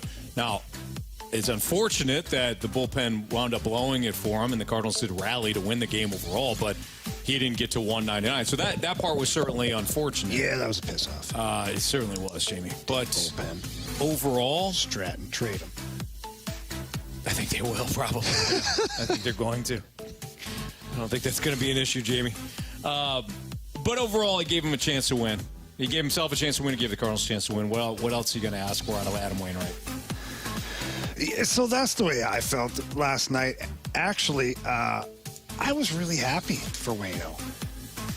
I don't like to see a guy that is such a, phenomenal player in franchise history not end the way he wants to end. And I know that last night wasn't his last game. Yeah. But I'd felt like I'd seen his last good game, you know? And last night wasn't anything to circle as far as epic performances. No. But based upon what Waino had been battling all year, that was a really good start. Mm-hmm. And then they went and pissed it away. That really got to me. It really got to me last night because you got a guy who is trying to get 2 wins. He's got a 3-run lead. Yeah. Like, come on. And I know they didn't do it on purpose. I understand that. And they're out there. Sure? Well, they're out there giving it their all. And anyways, I thought Waino's start was good. I was very happy for him. Guys, I mentioned this earlier in the show, but Jaylen Brown and the Boston Celtics agreeing to a record 5-year, $304 million Supermax extension, which is the richest deal in NBA history. I had a little nugget from Twitter, Alan Walsh. Jamie, you know who Alan Walsh is? Yeah, super agent Alan Walsh. He's got David Perron as one of his clients. So Alan Walsh, he's always active on Twitter, or X, whatever you want to call it these days. He tweeted out, that's 60.8 million AAV, almost the lower limit this season's NHL salary cap. In other words, the Arizona Coyotes' entire payroll for 2023-2024. Boy, that puts everything into perspective, doesn't it? On both sides of things. Yeah. One guy for the Boston Celtics is going to make what the entire Arizona Coyotes roster is going to make. I mean, yeah. I mean, it's for kind next of year. Weird. Or for his contract. It's an interesting thing. So, anyway, I don't know. Jamie, that's a kick in the teeth, man. It is, but I'm going to go back to what I said earlier, is that basketball has a smaller roster. Now, $60 million a year is a substantial amount of money. Don't get me wrong. This is where you're going with it, Jamie. Call out your former team right now. Well, the Arizona Coyotes, they play in an arena that's not even theirs, and the maximum amount of people they can get into it is 4,200. Yeah, so not ideal. But Alan Walsh, and I know he's pushing for no salary cap. Alan, the ship has sailed. The ship has sailed. The lockout where we foolishly gave them a salary cap because some guys just had side deals going on, and it was a dirty thing. It was an awful lockout. We lost control at that point. So now you're a prisoner of the salary cap. Yeah. Now what they can do is try to raise the floor of it to where people have to, like if it's 89 million, I think is what it is this year, the floor should be somewhere in the 70 million mark, not 60 or 58 or whatever the heck it is now. So I don't know. I don't think it's a flawed system. I think that the COVID flat cap has really screwed things up in the NHL, but nobody's coming close to 60 million AAV. You'll never see that in the NHL. Ever. Like in the year 30-25, maybe. But it also puts in perspective the revenues that the NBA is driving. But the NBA is a worldwide product. I think that's what people fail to understand is that, like, I played in Europe. I played in Russia. NBA games are televised. Yeah, they're on. That's huge. Like, you're not getting a Boston Bruins Columbus Blue Jackets game in Moscow. Yeah. You're not. Right. But you're getting the Lakers playing whoever the hell you want at the time. You're getting the Celtics. You're getting wherever LeBron is playing, you're getting that game on your TV. You're right. It is a worldwide product. And we don't tend to maybe look at it that way in St. Louis that much because we don't have an NBA team. We don't talk a lot of NBA, like at all. But you're right, Jamie. It is a massive product everywhere. Speaking of the Boston Bruins, Patrice Bergeron announced his retirement after 19 seasons. Does Patrice Bergeron go down as a Hall of Famer? I say yes. What? Is that really a question? It was a question that we got on the text line today. Yeah, no, he's a shoe-in Hall of... They're talking about renaming the Selke Trophy the Bergeron Award. I would say that would qualify for somebody going to the Hall. He set a record for Selkes in a row, did he not? Like 4 in a row or something like that? I'm sorry. I'm just caught off guard that that's a real question. Yes. That was a question that we received on the text line today. Okay. Well, you know what? In fairness to the text line, maybe they don't know the player as well as we do. Or maybe they're they new. just wanted you to talk about it. Maybe they're new hockey fans. Maybe they jumped on in 2019 and saw this guy. So, in fairness to whoever asked that question, yeah, I get it. But yes, he's 100% a first ballot Hall of Famer. So here's the next question. I'm not, Anthony. I was being sympathetic. You think of all people... Didn't sound like it. Of all people, I think you would know. Didn't sound like it. Wasn't talking to you anyways. Why don't you take your nose and stick it somewhere else? Why don't you take your nose and stick it someplace else? I will, Anthony. Okay, I will too. Right in your face. Jamie, I'll stick it in your face too. Well, you are right now, currently. Same with you. Sword fight. Go ahead, Marsh. Different. Different kind. Yeah. Anyways, adult version. No, it's not. That didn't make it any better. That must have made it worse. Who? Marsh, do you have anything else? Come on, Marsh. Let's go. I'm trying to talk. Oh, my goodness would gracious. you just say something, Marsh? Who is the next best centerman in the NHL now that Patrice Bergeron has retired? Robert Thomas. Yeah, Anthony, I like where your head's at. Jeez, Marsh. Are you asking real questions today or is no? Connor McDavid playing center today, or is he playing wing? He plays all over the place. You know what though? He's not in the defensive zone. Oh, you know what, Marsh? You're right. I wouldn't take him either. No. You're right, Marsh. Screw him. Is he playing two-way hockey? Guy's a bum. Not my hockey. Yeah, no, I know. I hate 150 points. That sucks. Yeah. That guy sucks. Yeah, he does. That wasn't even the sounder. No. I'm trying to think off the top of my head kind of quickly here of all-around players. And McKinnon. He's not a 200-foot player. Marshy's just going to get all angry again. He's a center. Yeah, but could you see any of these guys winning the Selke Trophy or the Patrice Bergeron Award? As you said? Yeah, no, not a chance of that happening. Now, Mitch Marner is a part of that group. No, not anymore. Not anymore. One, he's a predator, so screw him. Yeah. No, I'm just kidding. I was talking to him today. He's such a great guy. He did walk by. Walked in this morning, and Ryan O'Reilly and Schenner and Maroon and Ric Flair are all shooting a big car shield commercial. He's just sitting. Yeah. He's just sitting out there. He's just hanging out. No, I talked to Ryan O'Reilly this morning. Just an update on Ryan. It was a real tough decision for him to, not come back to St. Louis, but at the end of the day, I don't know if the money was there. Probably wasn't. When you look at the salary cap, it was tough for him not to go back to Toronto. But he wanted a new challenge, and Barry Trotz and the Nashville Predators, they contacted Ryan O'Reilly and just said, look, we need a guy that can come in here and reshape the culture of our franchise. Really like you a lot as a player, and so it's a new challenge for him, something that's exciting. Yeah. So that's your update on Ryan O'Reilly. Good for him. All right, that'll do it. What's trending here in the Fast Lane on 101 ESPN? All right, we are going to do the biggest question of the day. We also beat the streak, right, Marsh? Absolutely. Jamie's the new leader in the clubhouse. My streak ended last week, so first time we'll have an opportunity to play beat the streak since last week. My gosh. I know. Walk twice. Thanks, Nico. Nice eye, Nico. Good eye. Put the damn ball in play. Would you take a hack at that thing? Jeez. All right, beat the streak, and biggest question of the day next on 101 ESPN.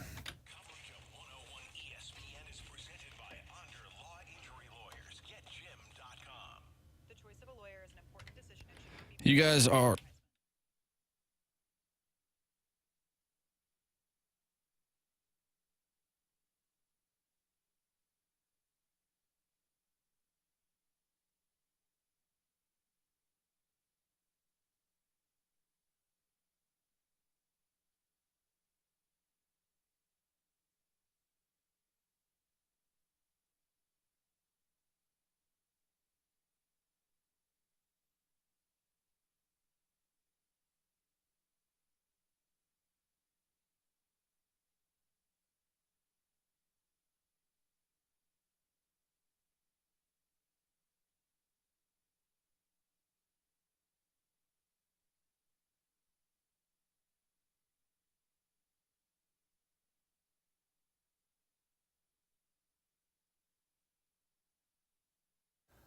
All right, fellas, listen up here. I can tell you something right now. That low testosterone is a thing, and it happens no matter what. There's nothing you can do about it. You're 20, 30, 40 years old or older. It's just going to happen. It's the way that it's the nature of the beast, so to say. But you can fix that. You can take care of that, and you can feel like you did 5, 10, 15, 20 years ago. My guy, Anthony Stalter, and I are clients over at Mentality. And Anthony, it's been life-changing for both of us. Well, Jamie, you had taken me in there, and just the atmosphere that you had talked about is great. But the way they break things down for you from a health standpoint, make sure you're pointing in the right direction. Now you and I are working out. We did a workout here earlier at Centene. We're basically pushing around guys half our size. That's what you can do, too, because of Mentality. But it is great. It makes you feel good. Energy is there. But overall, just from a health standpoint, you just feel better. Yeah, they get a full blood panel, so you know exactly what's going on, and they create the program specific to you, which is exactly what you need. So for me, it was low testosterone, a couple other vitamins. I went weekly, and they make sure that I get taken care of. And the board-certified physicians do a heck of a job of answering any questions that you have. And it's also covered by most insurances, Anthony. Yeah, that's amazing. Absolutely. So why don't you head down there for yourself? Tell them Jamie and Anthony told you to go down there, have your complete blood work drawn, and make sure that you talk about the program with them at Mentality. 2 locations, one out in West County, which Jamie goes to, and one out in South County, conveniently located for me. They're fantastic. Yeah, all you have to do is visit them too online at lowtusa.com. That's Mentality at lowtusa.com.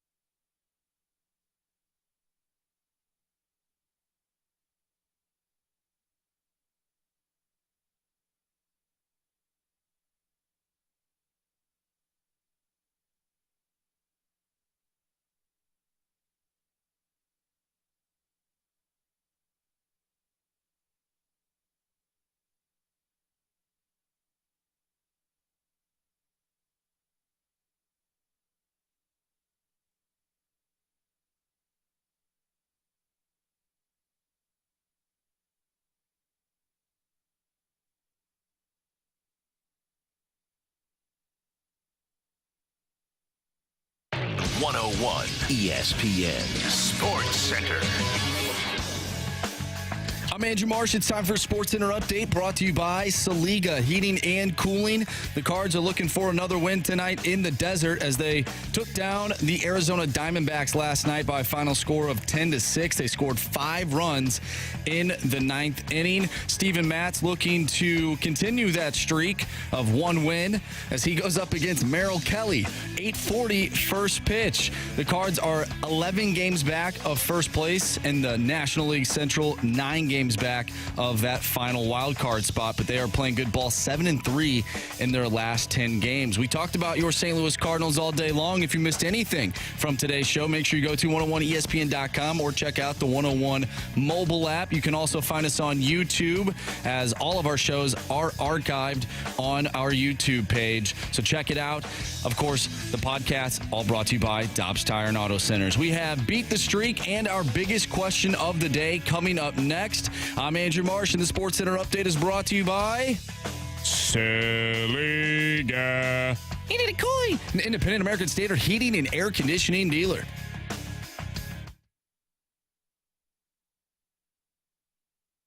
I want to hit baseballs. All of my successes depend on me. You're ready to hit. The hits just keep on coming. And his first big league hit is a bullet up the middle.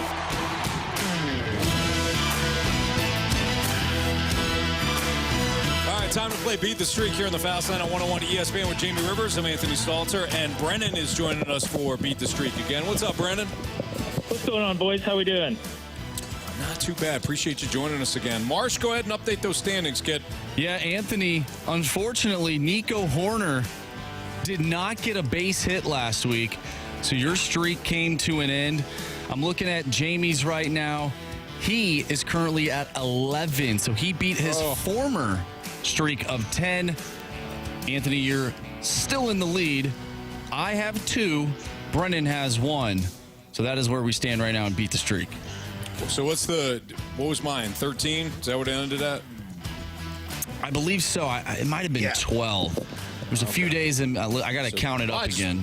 I just want to know, check. Jamie could tie. He could tie it tonight, or maybe he's got 2 more days. Either way, Jamie, you have honors. It's 13. So lucky 13. Jamie's got two more hits to go here to get to the all-time number now. Go ahead, Jamie. I'm going to go with somebody different than my home run guy. Got Gorman for the home run. I'm going to go with a guy who I feel like he's about to hit his stride here soon. Nolan Arenado. Oh, boy.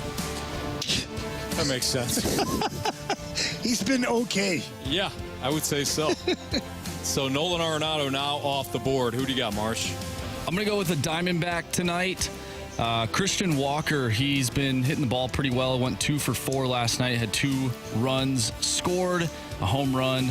So he's my guy tonight, Christian Walker of the Diamondbacks. All right, Brennan, you're up.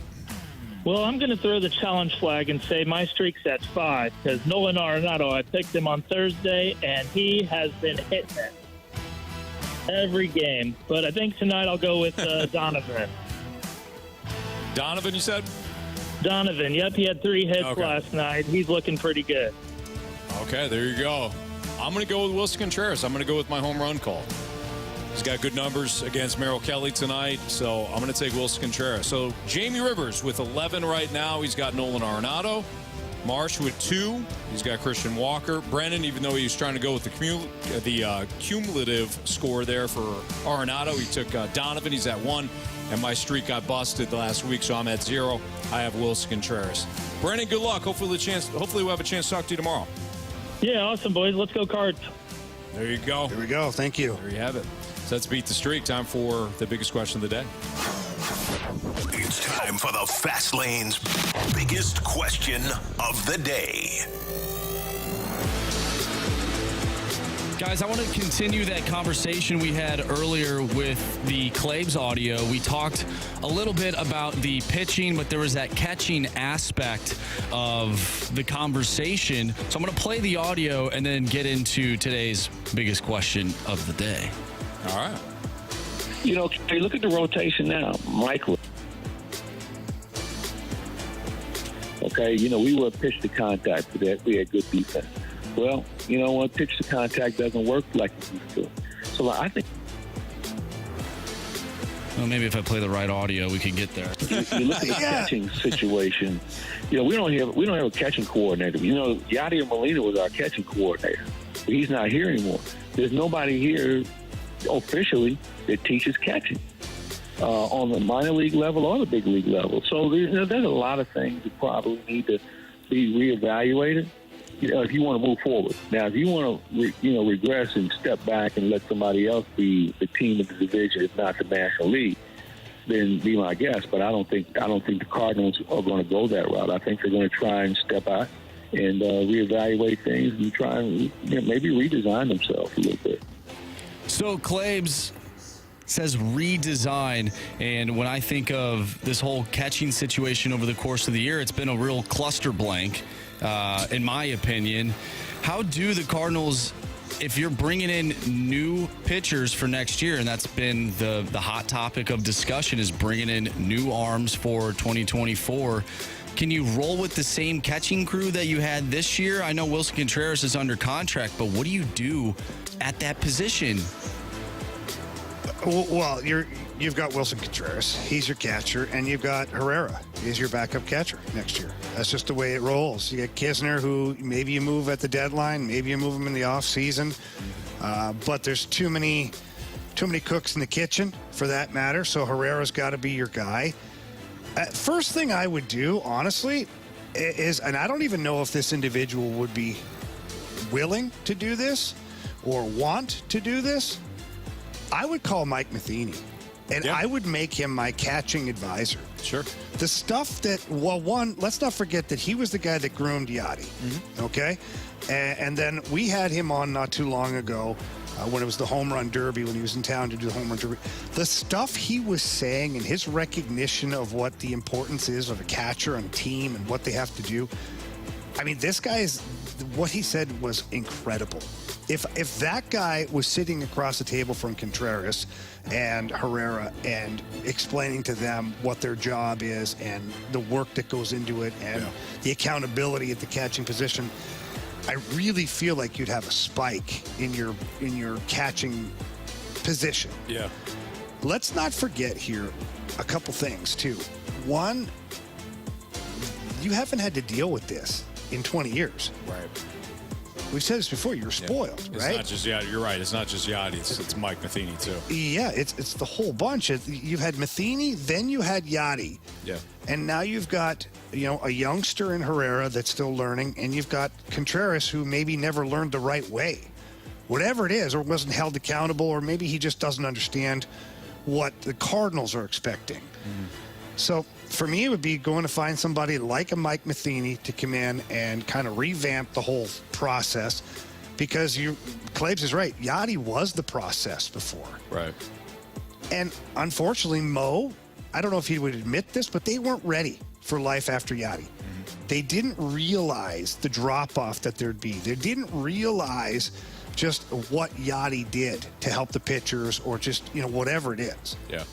So that's what my thoughts on it. I love it. I think it's a great idea. And Mike now has experience too. You're not just turning to a former player and thinking that he can coach too, or teach. Yeah. And I think that's a huge difference, right, Jamie? I mean, we've talked about this. Well, it is, but there's no pressure now, right? So, like Mike Matheny coming in, he's not Ollie. He's not in front of the cameras every single day. Yeah. Every decision that he makes is not going to be scrutinized and talked about and either cut to pieces or praised.